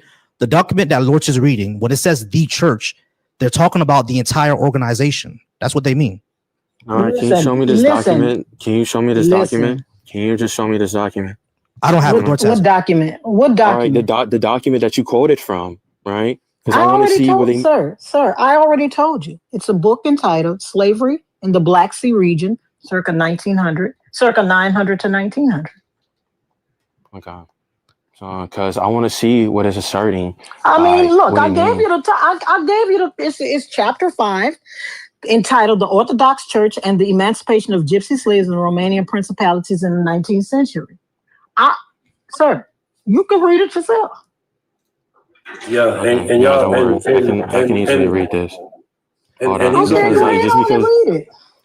All right, so Koji, this is what we'll say. All right, so at least in the region she's talking about, the Romanian region, the church there owns slaves. Okay. Cool. All right. So if that's the case, do you think that as far as what we see, as far as what you know, did the Orthodox Church, whoever the seat was, did they ever excommunicate the Romanian church for owning slaves? For the parish, I would actually have to see this notion when it comes to it. All right, cool. Well, as far as we see, they didn't. So it means that the Orthodox Church. And Volcy, he's caping for the Eastern Orthodox Church. No one ever in the Eastern Orthodox Church abolished slavery. Romania didn't abolish slavery. No one. Instead, they accepted it. It was a cultural acceptance of the Eastern Orthodox Church. Yeah, the cultural acceptance is under certain circumstances. Like, for instance, if you go to war with one nation, right? Then after that, you either had the notion of either, being murdered or, becoming somebody's slave. Now, if that's going to be an issue for the stance, then that's fine. But let's not see that there aren't going to be some subjective things that come into place. Like, I'm going to give you this example when it comes to it. The Byzantines, right? They never affirmed to this notion of like chattel slavery in which you guys are talking about, but they did uphold a form of slavery, right? When it comes to what? Taking in war prisoners. Now, would you say that when it comes to these war prisoners and they're giving like the told of either being like murdered or being told to become a slave, and these people accept slavery, would you still say that's morally wrong? Yes. Why is that the case? Because slavery is wrong. Death. What do you mean? Slavery is wrong. Volcy, I'm talking. slavery. Okay. Go ahead, Lord. The name of this book is called Slavery in the Black Sea Region, circa 900 to 1900, Forms of Unfreedom at the Intersection Between Christianity and Islam. Yeah, I was looking it up while you were talking. It explores the Black Sea region as an encounter zone of cultures, legal regimes, religions, and enslavement practices. The topics discussed in the chapters include Byzantine slavery. Yes, and yes, I even know because I even started reading. Late medieval slave trade patterns, slavery in Christian societies, Tartar and Cossack raids, the position of Circassians in the slave trade, and comparisons with the Mediterranean and the Atlantic. Yes, like I said, right? Even these people in the Black Seas, right, are one of the justifications of them becoming a slave is due to war and conflict, or is it purely going to be mainly due to racial tensions? Because the example would be the Bulgarians. Koji, slavery's wrong. Why am I being interrupted? Okay, like, Koji. The reason you're being interrupted because you're trying to sanitize slavery. Slavery's wrong, bro. It doesn't matter if it happened in. It doesn't matter. Koji, stop. Oh my gosh! Like, stop, dude, can I at least Koji. just give it? Koji. We are black people. You're not going to sanitize slavery. We don't care. End of the context. I affirm that Koji, chattel shut up. slavery is wrong. Shut up. Shut up. We don't care under which context is happening. Prisoners of war, if you're going to jail for a crime, if it's chattel slavery, it's all immoral, it's all wrong. Don't sanitize slavery, bro. Wait, so when West Africans had like prisoners of war, yes, it was wrong. Oh, okay. Even though like these are yes, it was wrong. Prior to, yes, it was wrong. Okay, no, I'm talking like yes, it was wrong. Yes, it was wrong. Okay. How many times do I have to say it, Koji? So, no, hold up, voice. Dang. So like, can you at least give me the moral stance of why prisoners of war is going to be an immoral thing where the only two options that they have is either death or becoming an enslaved person, and they choose to become an enslaved person? Because that's not the only two options. They could let them go. That's not the only two options. The options are determined by the person doing the imprisonment. That's not the only two options. Wait. So you're telling me that somebody any option that the imprisoner, that the person that puts them in prison makes up, are the options that they have. So let me get this correct, right? When you're in war and in combat with somebody, right? And you know, these people are actually trying to like destroy your people and your families, right? You'll just like let them go. Koji, I need to understand exactly what you're doing here. No. Wait, hold on. No. I've answered your question. Stop. Koji. I need to understand exactly what you're doing, what's happening here. Are you really trying to sanitize slavery and genocide? What are we doing? I don't affirm that all slavery is the same. Like what? That's I you affirm that affirmed I affirm that all slavery is immoral. Okay, that's what I affirm. I don't have. Yeah, sure, you can affirm that. All right, and the fact that you don't affirm that, but you have a all-loving, a supposedly all-loving, all-knowing God, it's kind of fucked up. Don't you see the problem here? No, because war is a real thing. We know that war is a real thing. That doesn't mean that you need to have slaves. Okay, listen. Oh my gosh, I'm saying that when it comes to the outcome. Okay, so when it comes to war, right? Let's say that you're in combat, right? And I'm talking about Coach, we gotta move on from this subject, bro. Coach, I'm sorry. We gotta move on from this subject. Slavery's wrong. You're not gonna try to convince me or try to argue, philosophize slavery being correct. I don't care if it's prison or war. Shut up. Be quiet. I literally said that. Be quiet for a second. That's not what I said. Shut up for a second. Yo, can you actually shut up for a second? I don't care if it was a prisoner of war. I don't care if it's for a crime. I don't care if they got sold. I don't care if a mama gotta pay off her bills and she becomes a sex slave for a pimp. All of it is immoral. So I don't know what we're talking about here. I understand that you said it's not all on the same level. Great, it's not all on the same level. I don't care. It's still immoral, Koji. Why are we still talking about this? That's what I'm trying to get to. Why are we talking about this? Because literally the point in which you're trying to justify is the fact that you're comparing all slavery as the same. Even historians. I didn't say they were all the same, Koji. I didn't say that. I said they are all immoral. I didn't say they're all the same. Yeah, whether they are all immoral, right? Yes, I do not object to that stance. So there's no point of us talking. Let's move on then. That was my only point, Koji. What are we talking about after that? Koji, stop. Listen. You just said you agree with me that all slavery is wrong, even if they're different forms. We just both agree with that. That was my only point. So there's no point of us talking more about it. Just move on, bro. We both agree that all slavery is wrong. Okay, so let's just move on, bro. Like, dude, can you at least just address the point that I'm going to make? No, like, you just move on.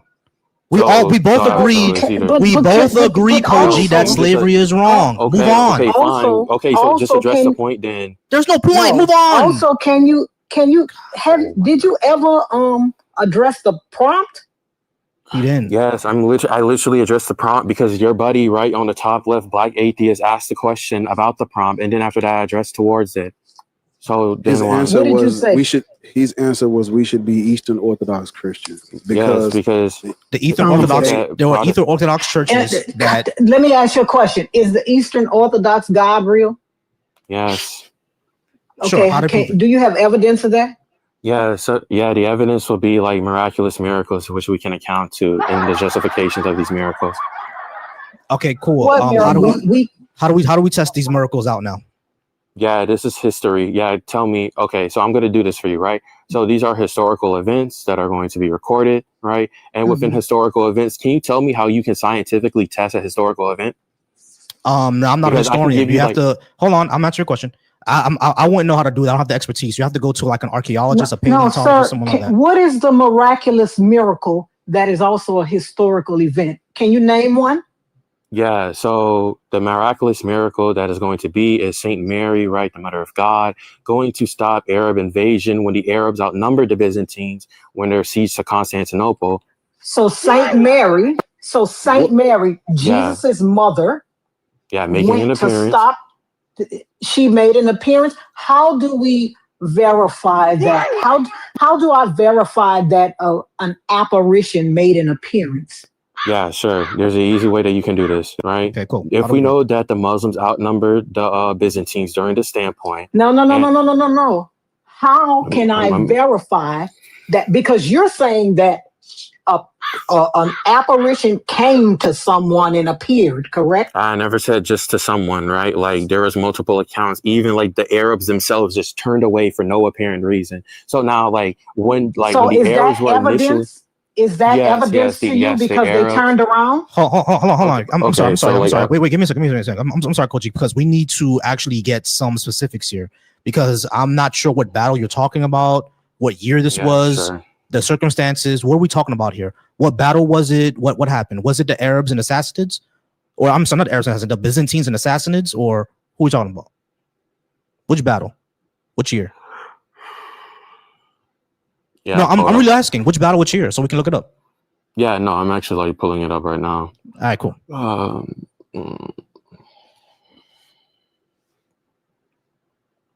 Yeah, because I was trying to look it up, but I couldn't really find anything because I'm not clear on when this is supposed to happen. So just for clarification, he's saying that Mary, the mother of Jesus, appeared, I guess, in the sky to a whole bunch of people and turned away an Arab invasion.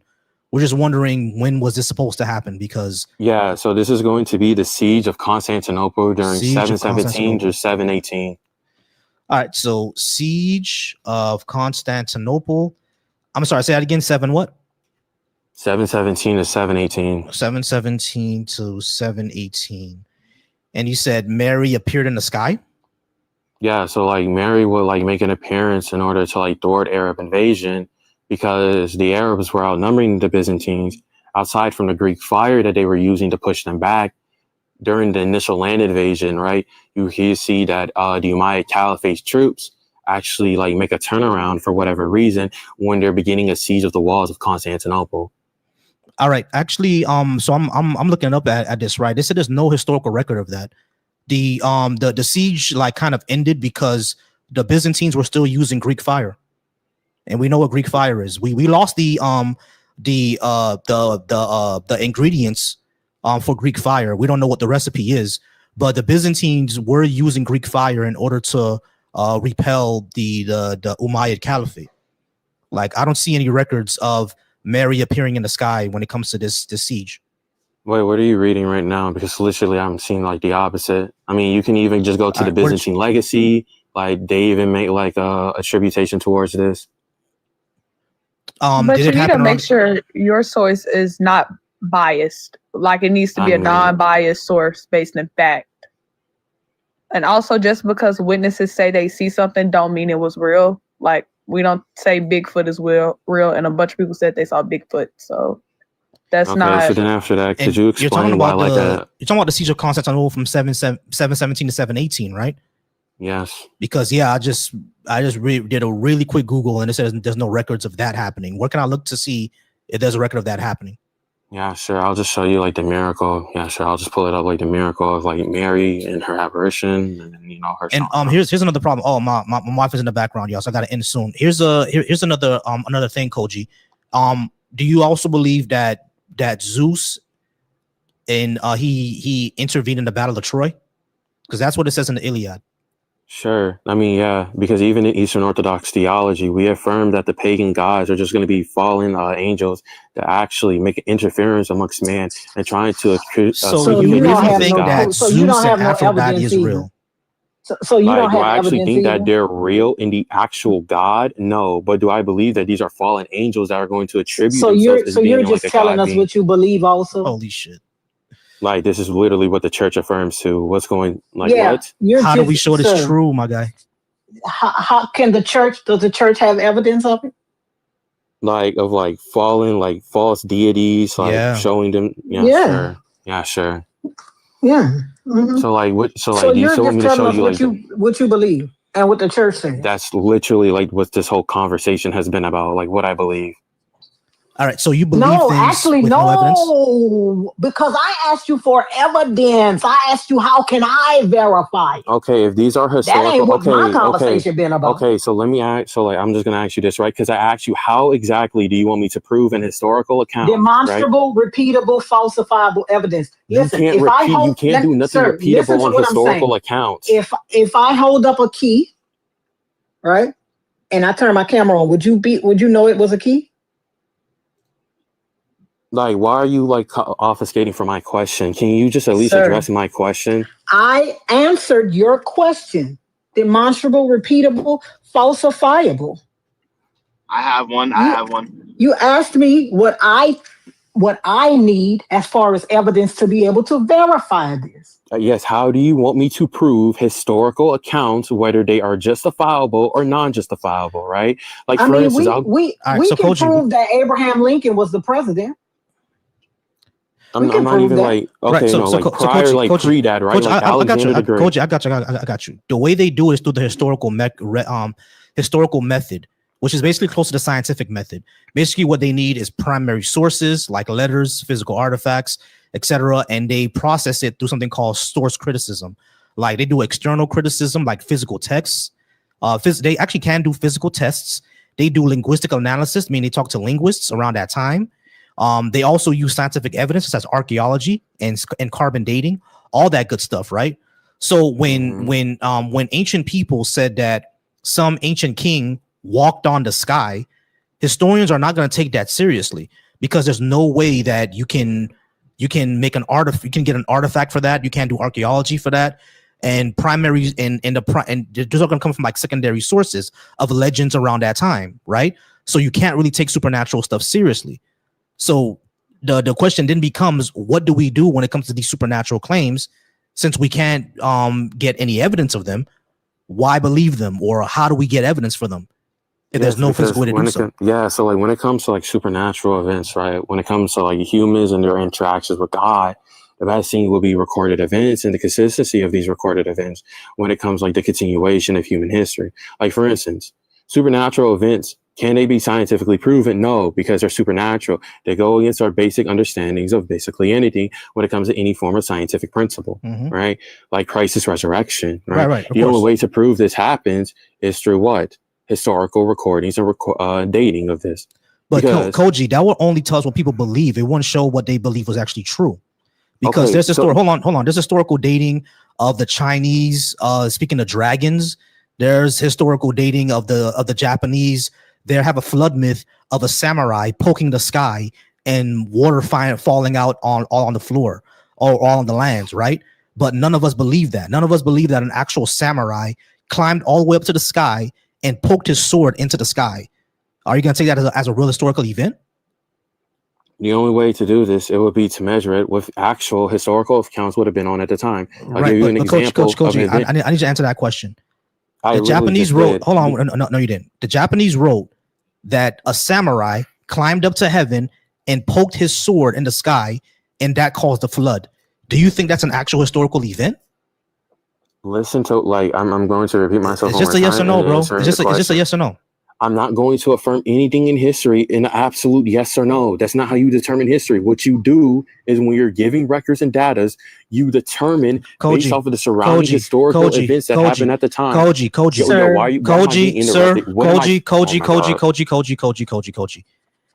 I'm not sure why this is so hard for you, bro. This is a story that the Japanese wrote of a samurai poking the sky with a sword and water falling out. Do you take that as an actual historical thing? No, because there will be nothing to justify. Because there's nothing to justify that. Exactly. So Koji, I agree with you. Koji. So when it comes to Christian claims, it's the same thing. There's nothing to justify that Jesus flew to the sky like Superman. There's nothing to justify that. So like different historical accounts from different authors. Also, there's going to be people past these authors that are going to affirm that they're the students of these people. Which historical author said that they saw Jesus fly to the sky like Superman? That's only in the Gospels, and the Gospels are anonymous. Polycarp is going to affirm John. Polycarp is an actual historical person, and actually the person that's going to affirm Polycarp, actually, let me write the historian who even acknowledges Polycarp as being a student of John, right? Hold on. You're saying that Matthew, Mark, Luke, and John are not anonymous, and they're not given to that. Hold on. So who wrote Matthew then? Matthew is going to be written by Matthew. Matthew didn't write Matthew. That's not autographed at all.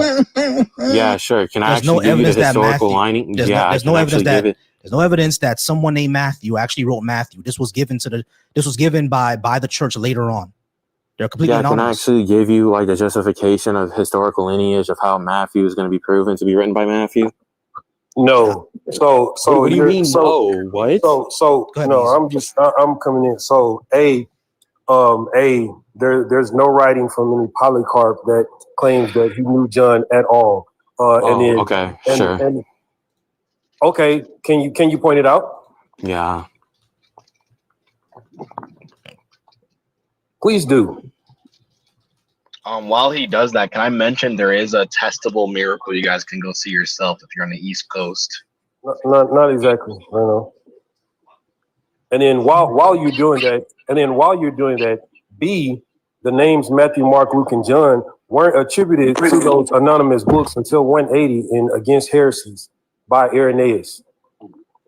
Yeah, and then Irenaeus is going to be a student of who? And throughout the whole books, throughout the whole books of Matthew and John, it's written in third person omniscient, and it claims and it has details of things that they should not have and would not have known because they weren't there. But an author of a fictional text that's writing in the omniscient point of view would know those things. No, because if Irenaeus is going to affirm the notion that Polycarp is a student of John, and we see that Irenaeus is teaching similar to... That's cool.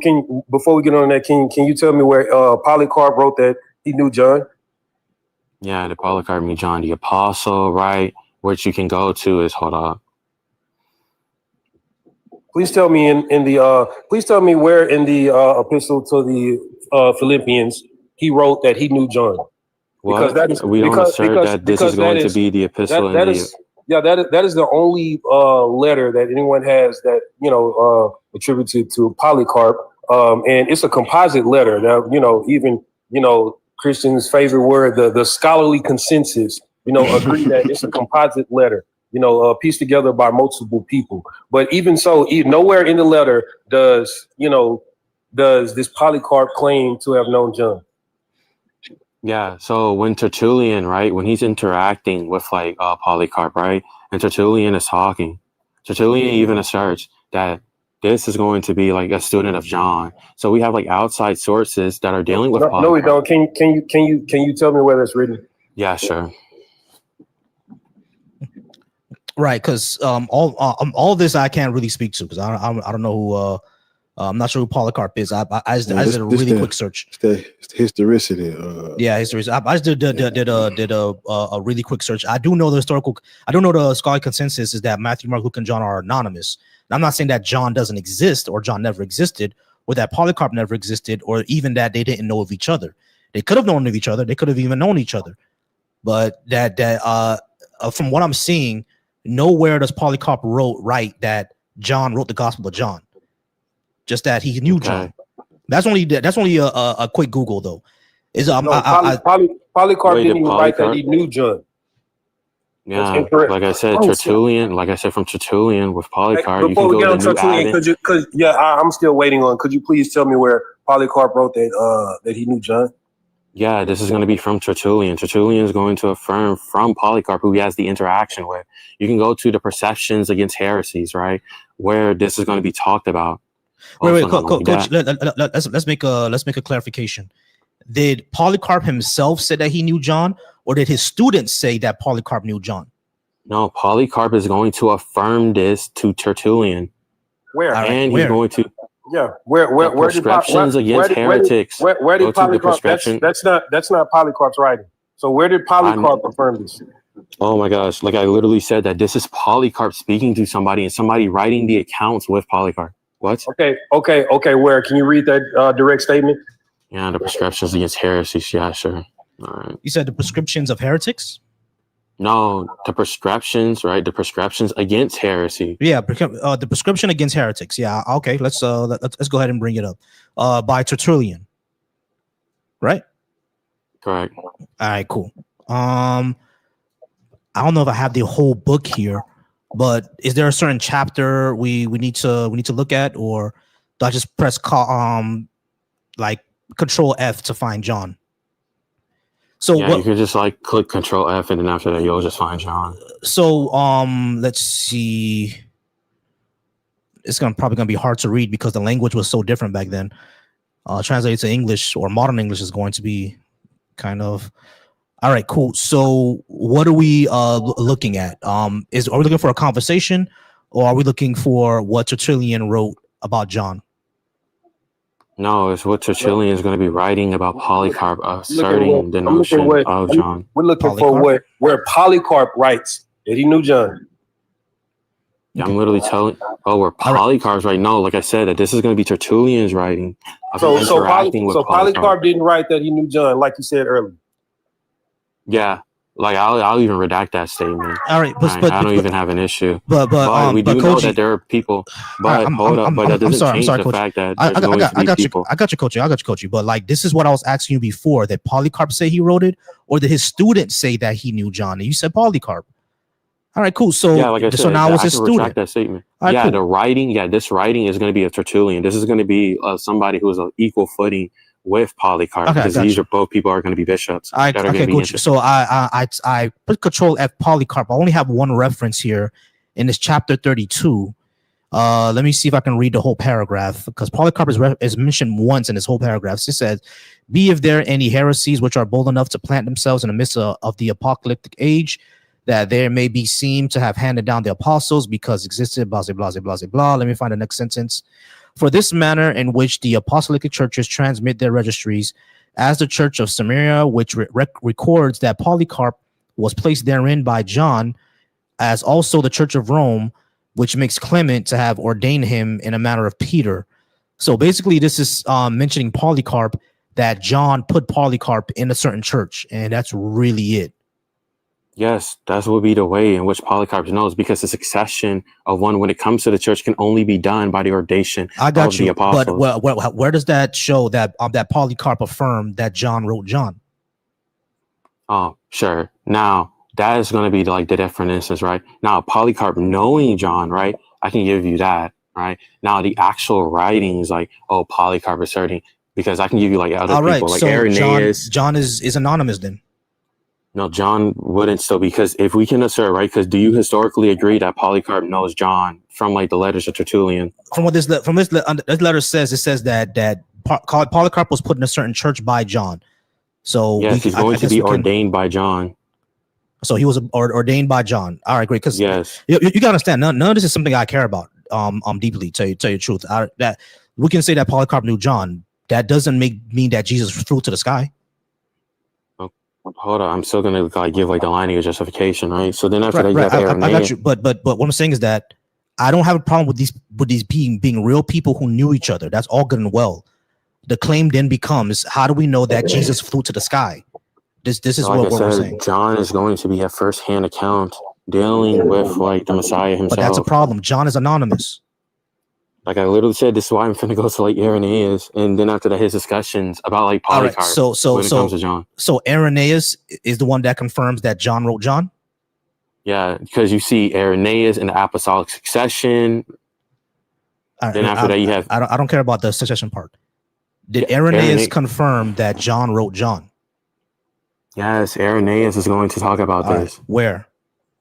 Yeah, so when you go to Irenaeus' Apostolic Succession by Andrew Corsus, it says, "Having passed Reformation Day and his word returning to you, to the ever-surpassing Irenaeus of Lyons, we know Irenaeus chiefly through his heresiological tome against heresies, which mainly directed against Gnostic certains. According to Arius' own account himself, his teacher was Polycarp of Smyrna, a disciple of John, Christ's own disciple.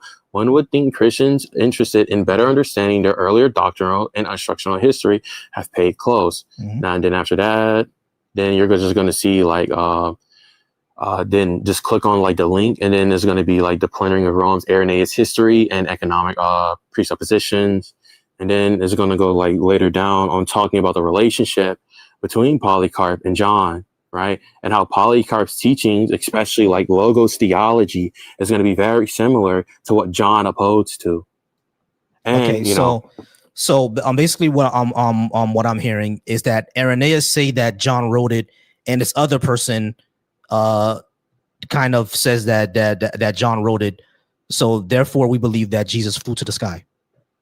Irenaeus is going to be the justifier of Polycarp, who's going to be a student of John. John is going to be the first-hand account, which Irenaeus is going to affirm the fact that Polycarp studied the scriptures under John, affirming these notions of the gospel, right? Because with Polycarp, right, because I would have to ask you. But none of this really shows that John wrote John or that was a first-hand account, because it's still anonymous. Okay, so how does Polycarp get similar teachings, right? Because if it's going to be anonymous, because we see Polycarp and Irenaeus, right? If we see Polycarp and Irenaeus, right, asserting to similar teachings, which is going to be in John, then this anonymous account. Because Koji, John was already around at the time, like the Gospel of John was already being passed around at the time. No, it wasn't. That's not even true at all. Being passed. Okay, so when was John written then? John is going to be written in the first century, and it's only going to be handed down towards those who are his students. So it was already around, like I said. What do you mean by already around? Do you mean like the universal church is having it, or no? just like I'm talking about the gospel itself. Of course, Irenaeus and Polycarp are gonna have similar teachings because the gospel is already around. What do you mean by the? They're both reading from the same gospel. No, because Irenaeus comes after Polycarp. So they weren't reading from the same gospel. Oh my God! I'm confused. Did Irenaeus and Polycarp have a copy of the Gospel of John or not? Yes, they had his direct manuscripts. All right, cool. So if they had his manuscripts, then that means that that it was already around. When you say that, why would they have the same or the similar teachings? Because they were reading from the same thing. Like, I don't get it. What do you mean? Okay, and for them to read from the similar things, right? Then who would you assert that Polycarp is getting this information from? He's just getting it from John. He's getting it from the Gospel of John. Okay, so he's getting it from the Gospel of John, right? So then after that, why would you then try to say that these are going to be anonymous accounts when if we look at the Gospel they are of John, anonymous.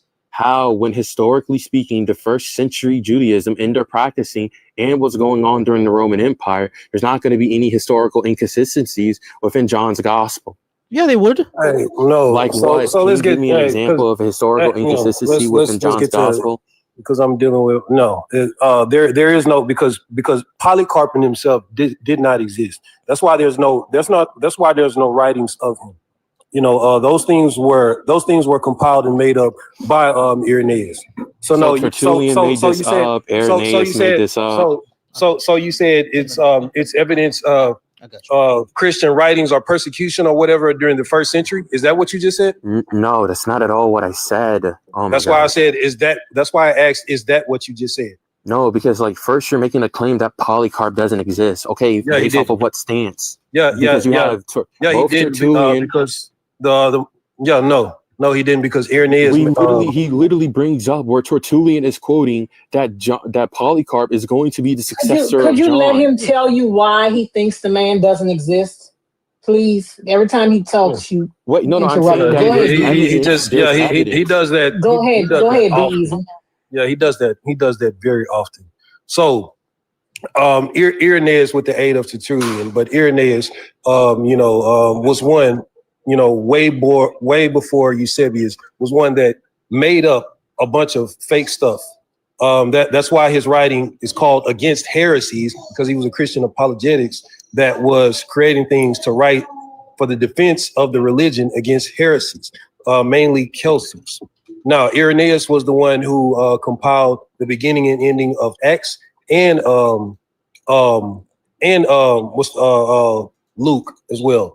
That is why there's no writings available of Polycarp's. Again, the only one attributed to Polycarp by scholars or whatever y'all want to call them, is the letter to the Philippians, and even all scholars agree that it is a composite letter created with Can by everybody multiple pause for me real people. quick? I do apologize, y'all, because I gotta get off soon. Y'all see who behind me, right? Yeah, y'all see who behind me, right? So yeah, I gotta get off You that soon. look. Yeah, she gave me that look. She definitely gave me that look. Baby, say hi to everybody. Come here, babe. Babe, come here. Yeah, she gave me that look to go ahead and get off. So 5 minutes, babe. 5 minutes. All right, she gonna give me. She's mad, y'all. She's not gonna give me 5 minutes. All right, so y'all, let's do this. Koji, you want to come back next week? Sure, I'll come back next week. All right, come back next week. Liam, you want to come back next week? Yeah, I'll give you a follow. I was just gonna give one little noodle for y'all because you were asking him for like something you could test. There is an icon that is a living icon that streams myrrh that's coming to the East Coast. You can look it up. The Mother of God icon. Yeah, sure. If y'all All right, got guys, we're gonna go ahead and get out of here. I do appreciate everybody being here. Y'all are wonderful. So for now, we're gonna go ahead and say peace out. Hey, be easy if you go on live. I'll go ahead and be there to support and like it. But I appreciate all y'all for being here. Okay, y'all remember to follow Dr. Lortz. Y'all remember to follow Be Easy. Y'all remember to follow Bar. Stream that music. Definitely stream that music. But I'm gonna go ahead and get out of here. Hey, y'all, appreciate you all.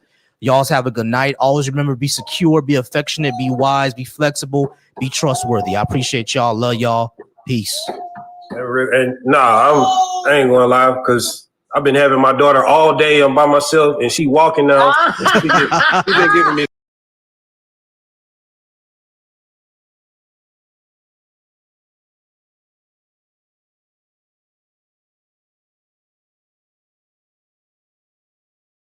honed in on the fact that my wife went through it, because you said you're a woman who's never been pregnant and never experienced it. So whenever you I said I never been fully termed pregnant. Yeah, fully termed. I Okay. went You through went an through early miscarriage. So sweet. So you went through myself. you went through an early one, and it's not